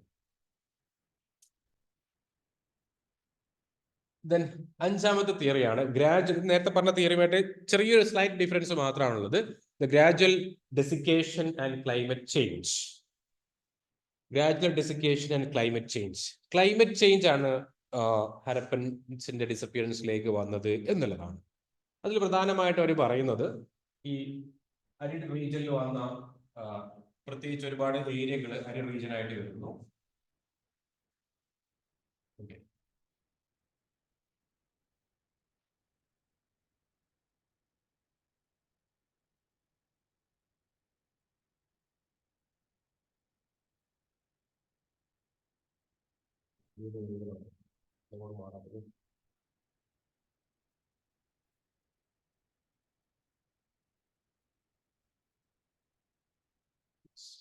Gradual desiccation theory. അതായത് ഒന്നാമത്തെ കാര്യം ഗഗർ ഹക്ര റീജിയനിൽ വന്ന ഡ്രൈൻ, അതായത് അവിടെ നദി മൊത്തം വറ്റി വരണ്ടു. ദെൻ ഇൻക്രീസിംഗ് അരിഡിറ്റി, ആ ഒരു റീജിയനിൽ പ്രത്യേകിച്ച് സെമി അരിഡ് റീജിയൻസ് ആയിട്ടുള്ള സ്ഥലങ്ങളെല്ലാം തന്നെ എന്താവുകയാണ്, അവിടെ ഉണ്ടായിരുന്ന മോയ്സ്ചറും വാട്ടർ അവൈലബിലിറ്റിയും ഒക്കെ എന്താവുകയാണ്, നഷ്ടപ്പെടുകയാണ് ചെയ്യുന്നത്. ഡെസിക്കേഷൻ എന്ന് പറഞ്ഞാൽ മണ്ണിന്റെ അല്ലെങ്കിൽ അന്തരീക്ഷത്തിലുള്ള ഈർപ്പത്തിന്റെ അളവ്, മോയ്സ്ചറിന്റെ അളവ് ജോഗ്രഫിയിൽ അവിടെ നിന്ന് എത്തിയിട്ടുണ്ടാവില്ല. ഡെസിക്കേഷൻ എന്നുള്ള പ്രോസസ്സിനെ കുറിച്ച് നിങ്ങൾ ജോഗ്രഫിയിൽ ചിലപ്പോൾ പഠിക്കാൻ ചാൻസ് ഉണ്ട്. ചില ലൊക്കേഷൻസിൽ എന്ത് സംഭവിക്കും, പെട്ടെന്ന് പിന്നെ നമ്മുടെ അറ്റ്മോസ്ഫിയറിൽ ഉണ്ടാകുന്ന ഈ വാട്ടർ വേപ്പറിന്റെയും മോയ്സ്ചറിന്റെ ഒക്കെ അളവ് വല്ലാതെ കുറയുന്ന ഒരു സംഭവം നടക്കുക, അതാണ് ഡെസിക്കേഷൻ എന്ന് പറഞ്ഞത്. അപ്പൊ അത് വെച്ചിട്ടാണ് അഗർവാൾ എക്സ്പ്ലെയിൻ ചെയ്യാൻ ശ്രമിക്കുന്നത്. ഈ ഗഗർ ഹക്ര റീജിയനിൽ പല സ്ഥലത്തും റിവേഴ്സ് ഉണ്ടാവുകയാണ്, വറ്റി വരണ്ടു പോകുന്ന ഒരു അവസ്ഥ ഉണ്ടായത്, നദി വറ്റി പോകുന്ന അവസ്ഥ ഉണ്ടായിട്ടുണ്ട്. അപ്പൊ അത് വെച്ചുകൊണ്ട് അദ്ദേഹം പറയുകയാണ്, അപ്പം ഹരപ്പ പോലെയുള്ള സ്ഥലങ്ങളിൽ ഇങ്ങനെ മോയ്സ്ചറിലൊക്കെ വരുന്ന ചെറിയ മാറ്റം പോലും എന്താകും, അവിടെ ഒരു ഡിസാസ്റ്ററിലേക്ക് നയിക്കാം എന്നുള്ളതാണ്. അപ്പൊ അത് സ്വാഭാവികമായിട്ട് എന്തിലേക്ക് സംഭവിച്ചിട്ടുണ്ടാവും, അഗ്രികൾച്ചർ പ്രൊഡക്ഷനിലേക്ക്, അതിന്റെ ആ ഒരു പ്രൊഡക്ടിവിറ്റി അത് ബാധിച്ചിരിക്കാം. അത് സ്വാഭാവികമായിട്ടും അവിടുത്തെ ഇക്കണോമിയെ ബാധിച്ചിരിക്കാം. അപ്പൊ അതൊക്കെ വെച്ചിട്ടാണ് അദ്ദേഹം പറയുന്നത് ഈ ഒരു എന്താ പറയാ ഡെസിക്കേഷൻ ആയിരിക്കാം ഹരപ്പൻ സൊസൈറ്റിയുടെ തകർച്ചയിലേക്ക് നയിച്ചിട്ടുണ്ടാവുക എന്നുള്ളത്. എന്താണ് അദ്ദേഹം പറയാൻ ശ്രമിക്കുന്നത് മനസ്സിലായോ? ഈ ഗഗ്ര ഹക്ര റീജിയനിൽ ഒരുപാട് റിവേഴ്സ് എന്താവുന്നുണ്ട്, വറ്റി പോകുന്നുണ്ട്, ഇടയ്ക്കിടയ്ക്ക് ഇങ്ങനെ വറ്റി വരണ്ട് പോകുന്നുണ്ട്. അപ്പൊ റിവേഴ്സ് വറ്റി വരണ്ട് പോവുക എന്ന് പറഞ്ഞാൽ ആ ലൊക്കേഷൻസിലെ മോയ്സ്ചർ ലെവൽ എന്താവുകയാണ്, കുറഞ്ഞു പോവുകയാണ് ചെയ്യുന്നത്. അപ്പൊ ഈ മോയ്സ്ചർ ലെവൽ കുറഞ്ഞു പോകുന്ന സമയത്ത് സ്വാഭാവികമായിട്ട് എന്താ സംഭവിക്കുക, കൃഷി ചെയ്യുന്ന സ്ഥലമാണെങ്കിൽ അവിടെയുള്ള ജലലഭ്യതയെ അത് ബാധിക്കും. മാത്രമല്ല കൃഷിയുടെ വളർച്ചയെ അത് ബാധിക്കും. അപ്പൊ സ്വാഭാവികമായിട്ടും ഇങ്ങനെ സംഭവിച്ചത് അവിടുത്തെ ഇക്കണോമി എന്തായിരിക്കാം, നെഗറ്റീവായിട്ട് നെഗറ്റീവായിട്ട് അതിന്റെ റിസൾട്ട് ഉണ്ടായിരിക്കാം എന്നുള്ളതാണ്. ഇക്കണോമിക് ഇഷ്യൂസ് അവിടെ ക്രിയേറ്റ് ചെയ്തിട്ടുണ്ടായിരിക്കാം എന്നുള്ളതാണ്. Which ultimately led to the collapse of the cities. ഇതാണ് അദ്ദേഹത്തിന്റെ ആർഗ്യുമെന്റ് എന്നുള്ളത്. ഇതിൽ മുഗൾസിന്റെ ഒരു സ്റ്റഡി കൂടെ ഉണ്ട്. അദ്ദേഹം പറയുന്നത് ഡ്രാസ്റ്റിക് ആയിട്ടുള്ള റിഡക്ഷൻ എന്തായിട്ടുണ്ട്, ഒരുപാട് സൈറ്റുകളിൽ നടന്നിട്ടുണ്ട് because of the river dried up. കാരണം റിവേഴ്സിനെ മാത്രം ഡിപ്പെൻഡ് ചെയ്തുകൊണ്ടുള്ള സൈറ്റുകൾ ആയതുകൊണ്ട് തന്നെ അവിടെ ഉണ്ടായിരുന്ന ആ ഒരു റിവർ ഡ്രൈ അപ്പ് ചെയ്തത് ഇവരുടെ ആ ഒരു സിറ്റി ലൈഫിനെ ബാധിച്ചിരിക്കാം. അപ്പോൾ അത് വെച്ചിട്ടാണ് ഇവർ പറയുന്നത് ഈ ഒരു ഡ്രൈ അപ്പ് ചെയ്തിട്ടുള്ളത്, ക്ലൈമറ്റ് ചേഞ്ചിന്റെ ഭാഗമായിട്ട് റിവർ ഡ്രൈ അപ്പ് ചെയ്തത് സിറ്റികളുടെ തകർച്ചയിലേക്ക് നയിക്കാം എന്നുള്ളത്. ക്ലിയർ ആണല്ലോ? അതൊരു ജസ്റ്റ് തിയറി ആയിട്ട് മനസ്സിലാക്കിയാൽ മതി. റിവേഴ്സ് ഡ്രൈ അപ്പ് ചെയ്ത് എന്തിലേക്ക് വന്നു, ഹാരപ്പൻ സിറ്റികളുടെ തകർച്ചയിലേക്ക് വന്നു എന്നുള്ളതാണ്. അതിനെ മോയ്സ്ചർ കണ്ടന്റ് ഒക്കെ ആയിട്ട് കണക്ട് ചെയ്തുകൊണ്ട് അവർ പറയാൻ ശ്രമിക്കുകയാണ് ചെയ്യുന്നത് എന്നുള്ളതാണ്. ക്ലിയർ ആണല്ലോ? ഓക്കെ. അപ്പൊ അതിന്റെ പ്രശ്നം എന്താ വെച്ചാൽ, എഗെയിൻ നമുക്ക് ഇപ്പോഴും കൃത്യമായിട്ട് കൂടുതൽ ഇൻഫർമേഷൻസ് ഒന്നുമില്ല അവിടെ എത്ര റിവേഴ്സ് ഏതൊക്കെ കാലഘട്ടത്തിൽ ഡ്രൈ അപ്പ് ചെയ്തു എന്നുള്ളത്. മാത്രമല്ല ഇവർ പറയുന്ന ഈ ഗഗർ ഹത്ര റീജിയനിൽ ഇപ്പോഴും നമുക്ക് കൃത്യമായിട്ട് പറയാൻ പറ്റുന്നില്ല ഏത് കാലഘട്ടത്തിലാണ് ഇത് ഡ്രൈ അപ്പ് ചെയ്തത്. ആ ഡ്രൈ അപ്പ് ചെയ്തുകൊണ്ട് ആ സൊസൈറ്റിക്ക് അവിടെ എന്തെങ്കിലും പ്രശ്നങ്ങൾ അന്ന് അവർക്ക് അനുഭവിക്കേണ്ടി വന്നിട്ടുണ്ടോ എന്ന് മോഡേൺ ടൈംസ് നമുക്ക് പറയാൻ പറ്റും. പക്ഷെ ഡാറ്റ ഇല്ലാത്ത കാലത്തോളം നമുക്ക് ഇതൊക്കെ ഒരു ഹൈപ്പോത്തിസമായിട്ട് മാത്രമേ പറയാൻ പറ്റുള്ളൂ എന്നുള്ളതാണ്. ഓക്കെ, ഇനി ക്ലൈമറ്റ് ചേഞ്ചിലേക്ക് വരികയാണെങ്കിൽ ക്ലൈമറ്റ് ചേഞ്ച് ആണ് ഹാരപ്പൻ സിവിലൈസേഷൻസിന്റെ ആ ഒരു ഡിക്ലയിലേക്ക് വന്നു എന്ന് നമ്മൾ ആർഗ്യുമെന്റിന് പറയുകയാണെങ്കിൽ അത് എങ്ങനെ സംഭവിച്ചു എന്നുള്ളത് ഒരു ക്ലാരിറ്റി നമുക്ക് ഇനിയും കിട്ടിയിട്ടില്ല. അതായത് ക്ലൈമറ്റ് ചേഞ്ച് അവിടെ വന്നതുകൊണ്ട് സൊസൈറ്റി മൊത്തം അത് ബാധിച്ചു എന്ന് ഇപ്പോഴും നമുക്ക് എന്ത് ചെയ്യാൻ പറ്റിയിട്ടില്ല, പ്രൂവ് ചെയ്യാൻ പറ്റിയിട്ടില്ല. പറ്റാത്ത കാലത്തോളം എന്ത് ചെയ്യാൻ പറ്റില്ല, നമുക്കതൊരു ജസ്റ്റ് തിയറി ആയിട്ട് ഇങ്ങനെ പറയാം എന്നല്ലാതെ ഇതാണ് ഹരപ്പൻ പീപ്പിൾസിന്റെ ഡിസപ്പിയറൻസിന് കാരണം എന്ന് എന്ത് ചെയ്യാൻ പറ്റില്ല, നമുക്ക് പറയാൻ പറ്റില്ല എന്നുള്ളതാണ്. ക്ലിയർ ആണ് സംഭവം? ഇനിയുണ്ട് ഒരുപാട് തിയറികൾ. ജസ്റ്റ് തിയറികൾ ആസിറ്റാസ് തിയറി ആയിട്ട് തന്നെ മനസ്സിലാക്കുക. എല്ലാ തിയറിയും നിങ്ങൾ ഓർക്കേണ്ട കാര്യമൊന്നുമില്ല. പക്ഷെ ഇങ്ങനെയൊക്കെ ഡിബേറ്റുകളും തിയറികളും നടക്കുന്നുണ്ട് നമ്മൾ അറിയണം. ഓക്കെ, അപ്പൊ അതില് പിന്നെ 1-2 തിയറികളെങ്കിലും നിങ്ങൾ ഓർക്കണം എന്നുള്ളതാണ്. അപ്പൊ ഇതിൽ ഷീറിൻ രത്നാകറിന്റെ ഒരു തിയറിയാണെന്ത്, ട്രേഡ്, മെസപ്പൊട്ടോമിയുമായിട്ടുള്ള ട്രേഡിൽ ഒരു കൊളാപ്സ് വന്നതാണ് ഹരപ്പൻ പീപ്പിൾസിന്റെ ആ ഒരു തകർച്ചയിലേക്ക് നയിച്ചത് എന്നാണ് ഷീറിൻ രത്നാകർ പറയുന്നത് എന്നുള്ളതാണ്. പ്രത്യേകിച്ച് അവർ കേസ് സ്റ്റഡി ആയിട്ട് എടുക്കുന്നത് ലാപ്പിസ് ലസൂലിയാണ്. ലാപ്പിസ് ലസൂലി എന്നുള്ള സ്റ്റോൺസ് ഉണ്ടല്ലോ, പ്രഷ്യസ് ആയിട്ടുള്ള സ്റ്റോൺ, പ്രധാനമായിട്ടും മെസപ്പൊട്ടോമിയുമായിട്ടായിരുന്നു അത് അഫ്ഗാനിസ്ഥാൻ ഇമ്പോർട്ട് ചെയ്യുന്നു, മെസപ്പൊട്ടോമിയയിലേക്ക് എക്സ്പോർട്ട് ചെയ്തു. ഇതായിരുന്നു ഹരപ്പൻസ് ചെയ്തിരുന്ന ഒരു രീതി എന്നുള്ളത്. അപ്പോ ഈ ലാപ്പിസ് ലസൂലി ട്രേഡ് മെസപ്പൊട്ടോമിയായിട്ട് over a period of time എന്താവുകയാണ്, ഡിക്ലൈൻ ചെയ്യുകയാണ് ചെയ്യുന്നത്. അപ്പൊ ആ ഡിക്ലൈനേഷൻ, അത് എക്സ്പോർട്ടിൽ വന്ന ഈ ഒരു ഡിക്ലൈൻ ഹരപ്പൻ പീപ്പിൾസിന്റെയും ലൈഫ് സ്റ്റൈലിനെ ബാധിച്ചു. അത് കാരണമായിട്ട് എന്താവുകയാണ്, അവരവിടെ നിന്ന് ഡിസപ്പിയർ ചെയ്തു എന്നുള്ളതാണ്. ഓക്കെ, പക്ഷെ അഗൈൻ ഇതും ഡിബേറ്റബിൾ ആയിട്ടുള്ള കാര്യമാണ്. കാരണം ഇതൊരിക്കലും എന്ത് ചെയ്യാൻ പറ്റില്ല ഒരു സൊസൈറ്റിയുടെ ഡിക്ലൈനിലേക്ക്. കാരണം അവിടെ ട്രേഡ് ഒരു പക്ഷേ കൊളാപ്സ് ആയിരിക്കാം. ആ ട്രേഡ് കൊണ്ട് ആൾക്കാർ മൊത്തം അവിടെ നിന്ന് ഒഴിഞ്ഞു പോയെന്നോ അല്ലെങ്കിൽ അവിടെ അബാൻഡൻ ചെയ്തു എന്ന് ചെയ്യാൻ പറ്റില്ല, നമുക്ക് പറയാൻ പറ്റില്ല എന്നുള്ളതാണ്. ഓക്കെ, അതാണ് അതിന്റെ ഇഷ്യൂ. അത്ര ഇമ്പോർട്ടന്റ് ആയിട്ടുള്ള തിയറി ഒന്നല്ല. ഇങ്ങനെ ഒരു തിയറി ഉണ്ട് എന്ന് മനസ്സിലാക്കാൻ വേണ്ടി മാത്രം പറഞ്ഞു എന്ന് മാത്രം. ദെൻ റീസെന്റ് ആയിട്ട് വന്നൊരു തിയറിയാണ് മൺസൂൺ ലിങ്ക് തിയറി എന്നുള്ളത്. 2012 വന്നൊരു തിയറിയാണ് മൺസൂൺ ലിങ്ക് തിയറി എന്നുള്ളത്. അതായത് നമ്മുടെ രൺജയ് അധികാരിയെ പോലെയുള്ള സ്കോളേഴ്സ് പറഞ്ഞതാണ്. എഗെയിൻ നേരത്തെ പറഞ്ഞ ക്ലൈമറ്റ് ചേഞ്ചിനെ മൺസൂണുമായിട്ട് കണക്ട് ചെയ്തിട്ടാണ് ഇവർ എക്സ്പ്ലെയിൻ ചെയ്യാൻ ശ്രമിക്കുന്നത്. എങ്ങനെയാണ് എക്സ്പ്ലെയിൻ ചെയ്യാൻ? ഇതൊരു ഹൈപ്പോസിസ് ആണ്. എഗെയിൻ ഹൈപ്പോസിസ് ആണ്. എന്താണ് ഹൈപ്പോസിസ് പറയുന്നത്? ഏകദേശം 4000 BC കാലഘട്ടത്തിൽ അവിടെ ഒരു എക്സ്ട്രീം ആയിട്ടുള്ള മൺസൂൺ ക്ലൈമറ്റ് ആയിരുന്നു ഈ ഒരു റീജിയനിൽ ഉണ്ടായിരുന്നത് എന്നുള്ളതാണ്. അപ്പൊ അതുകൊണ്ട് അവിടെ ഒരു സിവിലൈസേഷൻ വന്നു. ഓർമ്മയല്ലേ നമ്മുടെ ഇതേ ഹൈപ്പോസിസ് നമ്മൾ എവിടെ പഠിച്ചിരുന്നു? നമ്മുടെ മെസോലിത്തിക്കിൽ നിന്നും നിയോലിത്തിക്കിലേക്കുള്ള ട്രാൻസിഷൻ ഫേസ് ഓർമ്മയല്ലേ? ഓർമ്മ ഉണ്ടോ? 10,000 BC-യിൽ ലോകത്ത് എന്തൊക്കെയൊക്കെ മാറ്റങ്ങൾ സംഭവിച്ചു എന്നൊക്കെ പറഞ്ഞുകൊണ്ട് ഒരു ജനങ്ങൾക്ക് പിന്നെ കൃഷി ചെയ്യാനും മറ്റുമായിട്ട് ഒരു ഫേവറബിൾ കണ്ടീഷൻ വന്നു എന്നൊക്കെ ഡിസ്കസ് ചെയ്തിരുന്നല്ലോ. ഏതാണ്ട് അതുപോലുള്ള ഒരു ഹൈപ്പോസിസ് ആണ് ഇവർ മുന്നോട്ട് വെക്കുന്നത്. ഒരു 4000 BC ഒക്കെ ആവുന്ന സമയത്ത് ഇന്ത്യയിൽ അല്ലെങ്കിൽ ഈ ഒരു റീജിയനിൽ, ഇന്ത്യൻ സബ് കോണ്ടിനെന്റിൽ ഉണ്ടായിരുന്ന ഒരു കാര്യം വെച്ചാൽ ഒരു എക്സ്ട്രീം മൺസൂൺ ആയിരുന്നു. അപ്പൊ അതുകൊണ്ട് അതെന്തായിരുന്നില്ല, ഒരു സിവിലൈസേഷന് അത്ര എന്താ പറയാ എറേസ് ചെയ്യാൻ പറ്റിയ ഫേവറബിൾ കണ്ടീഷൻ ആയിരുന്നില്ല. പക്ഷെ മൺസൂൺ വീക്ക് ആയതോട് കൂടിയിട്ട് എന്താവുകയാണ്, ക്ലൈമറ്റ് അവിടെ ഒരു സിവിലൈസേഷനിൽ ഫേവറബിൾ ആകുന്നു. അങ്ങനെ ഹാരപ്പൻസ് വരുന്നു. പിന്നെ വീണ്ടും അത് വീക്കനിങ് ആവുന്നതോട് കൂടിയിട്ട് എന്താവുകയാണ്, അൺഫേവറബിൾ ആവുകയാണ് ചെയ്യുന്നത് എന്നുള്ളതാണ്. അപ്പൊ അത് വെച്ചിട്ടാണ് അവർ പറയുന്നത് ഇത്തരത്തിലുള്ള ഈ ഒരു മൺസൂണിന്റെ ഒരു വേരിയേഷൻ അതാണ് ആരുടെ തകർച്ചയിലേക്ക് നയിച്ചത്? ഹരപ്പൻസിന്റെ തകർച്ചയിലേക്ക് നയിച്ചത്. കുറച്ചും കൂടെ സിമ്പിൾ ആയിട്ട് പറയുകയാണെങ്കിൽ മൺസൂൺ എന്ന് പറയുമ്പോൾ ജസ്റ്റ് ആ ഒരു ക്ലൈമറ്റ് മാത്രം ആവരുത്, മൺസൂണിലൂടെ കിട്ടുന്ന റെയിൻ വാട്ടറും കൂടെ ആലോചിച്ച് നോക്കുക. അപ്പൊ റെയിൻ വാട്ടർ കൃത്യമായിട്ട് കിട്ടുന്ന സമയത്ത് എന്താ സംഭവിക്കുക, ആ ഒരു സറൗണ്ടിങ്സിന് മുഴുവൻ, ഇപ്പം കേരളത്തിന്റെ കോൺടാക്ട് നിങ്ങൾ എടുത്തു മതി, ഈ വെസ്റ്റേൺ ഗട്ട്സ് അടക്കമുള്ള കേരളത്തിന്റെ ഈ ഒരു ഭാഗം ഇങ്ങനെ ഒരു ബാലൻസിൽ നിൽക്കുന്നത് കൊണ്ടാണ് കൃത്യമായിട്ട് നമുക്ക് കിട്ടുന്ന വാട്ടർ ലെവൽ കൊണ്ടാണ്.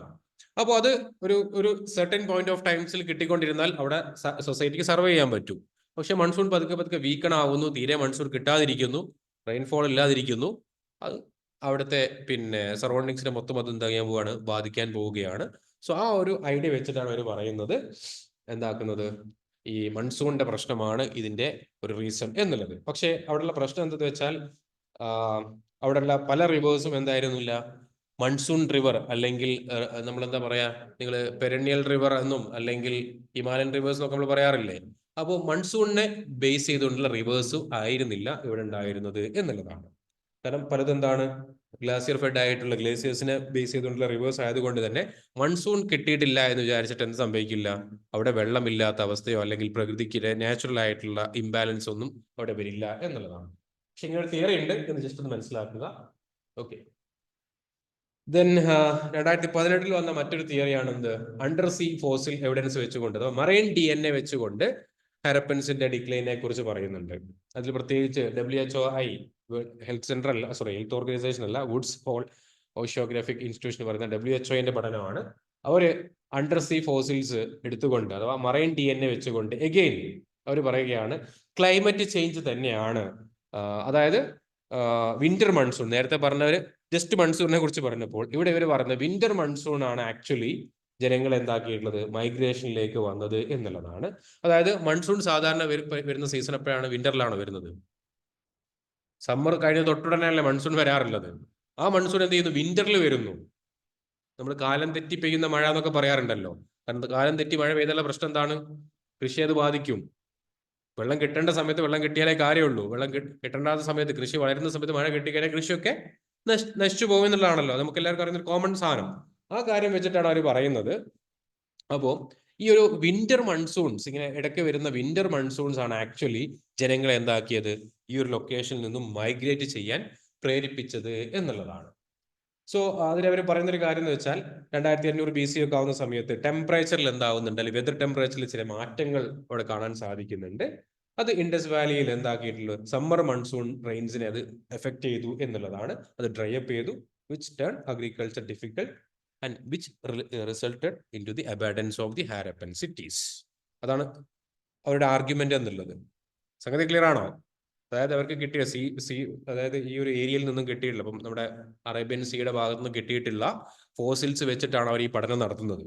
അപ്പൊ അത് വെച്ചിട്ടാണ് അവർ പറയുന്നത് ഈ ഒരു കാലഘട്ടത്തിൽ ഒരു പക്ഷേ വിന്റർ മൺസൂൺ നടന്നിരിക്കാം. ആ വിന്റർ മൺസൂണിലെ പ്രശ്നം എന്തെന്ന് വെച്ചാൽ, കാരണം സമ്മർ മൺസൂൺ ഉണ്ടെങ്കിൽ മാത്രമേ എന്താവുള്ളൂ, കൃഷി കൃത്യമായിട്ട് ത്രൈവ് ചെയ്ത് വരുള്ളൂ എന്നുള്ളതാണ്. അപ്പോൾ വിന്റർ മൺസൂൺ വന്നതോട് കൂടിയിട്ട് കൃഷിയും അവിടുത്തെ ഇക്കോളജിക്കൽ ബാലൻസിനെയൊക്കെ തെറ്റിച്ചു.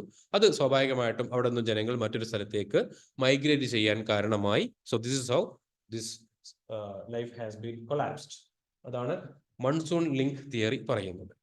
സംഗതി ക്ലിയർ ആണോ എന്താണ് എന്നുള്ളത്? മൺസൂൺ ലിങ്ക്, സോറി ഈ മറൈൻ DNA തിയറി വെച്ചുകൊണ്ട് അവർ സംസാരിക്കുന്നത്. ഓക്കെ. അപ്പൊ ഇങ്ങനെ റീസെന്റ് ചില തിയറികൾ ഉണ്ട് എന്ന് ജസ്റ്റ് ഒന്ന് മനസ്സിലാക്കിയാൽ മതി. ഇനി നമുക്കൊരു കൺക്ലൂഷനിലേക്ക് എത്തണമല്ലോ. അപ്പൊ അങ്ങനെ കുറെ നേരം നമ്മൾ തിയറികൾ ഇങ്ങനെ പറയുന്നത്. അപ്പൊ ഈ തിയറികളൊക്കെ വെച്ചിട്ട് ഇതിലൊരു 2 or 3 തിയറി എങ്കിലും ജസ്റ്റ് നിങ്ങൾ ഓർത്ത് വെച്ചാൽ മതി. അതിൽ വളരെ പ്രധാനമായിട്ടുള്ള ഇക്കോളജിക്കൽ ഇംബാലൻസ് തിയറിയാണ്. ഓക്കെ. അപ്പൊ അതെങ്കിലും കൃത്യമായിട്ട് നോക്കുക. ബാക്കി ഇങ്ങനെയൊക്കെ ജസ്റ്റ് ഇൻ കേസ് തിയറിയുമായി ബന്ധപ്പെട്ട് ക്വസ്റ്റ്യൻസ് ചോദിച്ചാൽ ഇങ്ങനെയൊക്കെ തിയറികൾ ഉണ്ട് എന്നുള്ള 1 or 2 തിയറി നമുക്ക് എന്ത് ചെയ്യാൻ പറ്റും, കോട്ട് ചെയ്യാൻ പറ്റണം. അത്രേ വേണ്ടിയുള്ളൂ. അല്ലാതെ എല്ലാ തിയറി നിങ്ങൾ എന്താക്കേണ്ട ആവശ്യമില്ല, ബൈഹാർട്ട് ആക്കേണ്ട ആവശ്യമൊന്നുമില്ല. അറ്റ്ലീസ്റ്റ് 2 or 3 തിയറി ഉണ്ടെന്നും ആ തിയറിയുടെ പ്രശ്നങ്ങൾ ഇതായിരുന്നു എന്ന് പറയാൻ പറ്റണം. അത്രേ ഉള്ളൂ. ഒരു പോസിബിൾ കൺക്ലൂഷനിലേക്ക് നമ്മൾ വരികയാണ്. ഇങ്ങനെ കുറെ തിയറി നമ്മൾ പറഞ്ഞു. അപ്പോൾ കൺക്ലൂഷനിലേക്ക് പറയാൻ പറ്റുന്ന കാര്യം എന്താണ്? ഒന്ന്, നമ്മൾ ഇതുവരെ പറഞ്ഞ കാര്യം വെച്ചിട്ട് നമ്മൾ പറയാണ്, ആർക്കിയോളജിക്കൽ എവിഡൻസുകൾ വെച്ചുകൊണ്ട് നമുക്ക് എന്ത് ചെയ്യാൻ പറ്റില്ല, does not give a direct access to the possible social and the political dimension of the decline of the Harappan civilization. അഥവാ ആർക്കിയോളജിക്കൽ എവിഡൻസുകൾ വെച്ചുകൊണ്ട് ഹാരപ്പൻ സൊസൈറ്റി അല്ലെങ്കിൽ ഹാരപ്പൻ പീപ്പിൾ എങ്ങനെ ഡിക്ലൈൻ ആയി എന്ന് നമുക്ക് പറയാൻ പറ്റില്ല എന്നതാണ്. കാരണം നമുക്ക് തെളിവുകൾ കിട്ടിയിട്ടില്ല. അപ്പൊ തെളിവുകൾ കിട്ടാത്ത കാലത്തോളം നമുക്ക് എന്ത് ചെയ്യാൻ പറ്റില്ല, ആർക്കിയോളജിക്കൽ എവിഡൻസ് വെച്ചുകൊണ്ട് നമുക്ക് ഒന്നും പറയാൻ പറ്റില്ല. പിന്നെ നമുക്ക് പറയാൻ പറ്റുന്ന ഒരു കാര്യം എന്താണ്, ആർക്കിയോളജിക്കൽ എവിഡൻസ് വെച്ചുകൊണ്ട് നമുക്ക് പറയാൻ പറ്റുന്ന കാര്യം ഒരൊറ്റ കാര്യമാണ്. It's very clear that Harappan culture underwent a gradual process of deurbanisation. നമ്മൾ ഇൻട്രോയിൽ പറഞ്ഞ അതേ കാര്യം തന്നെയാണ് കൺക്ലൂഷനിലേക്കും വരുന്നത്. അവിടെ നമുക്ക് പറയാൻ പറ്റുന്ന ഒരു കാര്യം എന്താണ്, ഡിക്ലൈന് പകരം അവിടെ ഒരു ഡീ അർബനൈസേഷൻ അവിടെ നടന്നിട്ടുണ്ട്. കൃത്യമായിട്ട് അവിടെ നടന്നിട്ടുണ്ട്. അതിൽ യാതൊരു തർക്കവും നമുക്കില്ല എന്നുള്ളതാണ്. ഡീ അർബനൈസേഷൻ നമുക്ക് നടന്നിട്ടുണ്ട്. അപ്പൊ അത് എങ്ങനെ നമുക്ക് കൺക്ലൂസീവ് ആയിട്ട് പറയാൻ പറ്റും? കാരണം മെച്ചർ ആയിട്ടുള്ള ഹാരപ്പൻ ഫേസ് അതിനുശേഷം ഒരു പോസ്റ്റ് ഹാരപ്പൻ ഫേസിലേക്ക് അഥവാ സംടൈംസ് ലേറ്റ് ഹാരപ്പൻ ഫേസിലേക്ക് പോയതായിട്ടുള്ള തെളിവുകൾ നമുക്ക് കിട്ടുന്നുണ്ട്.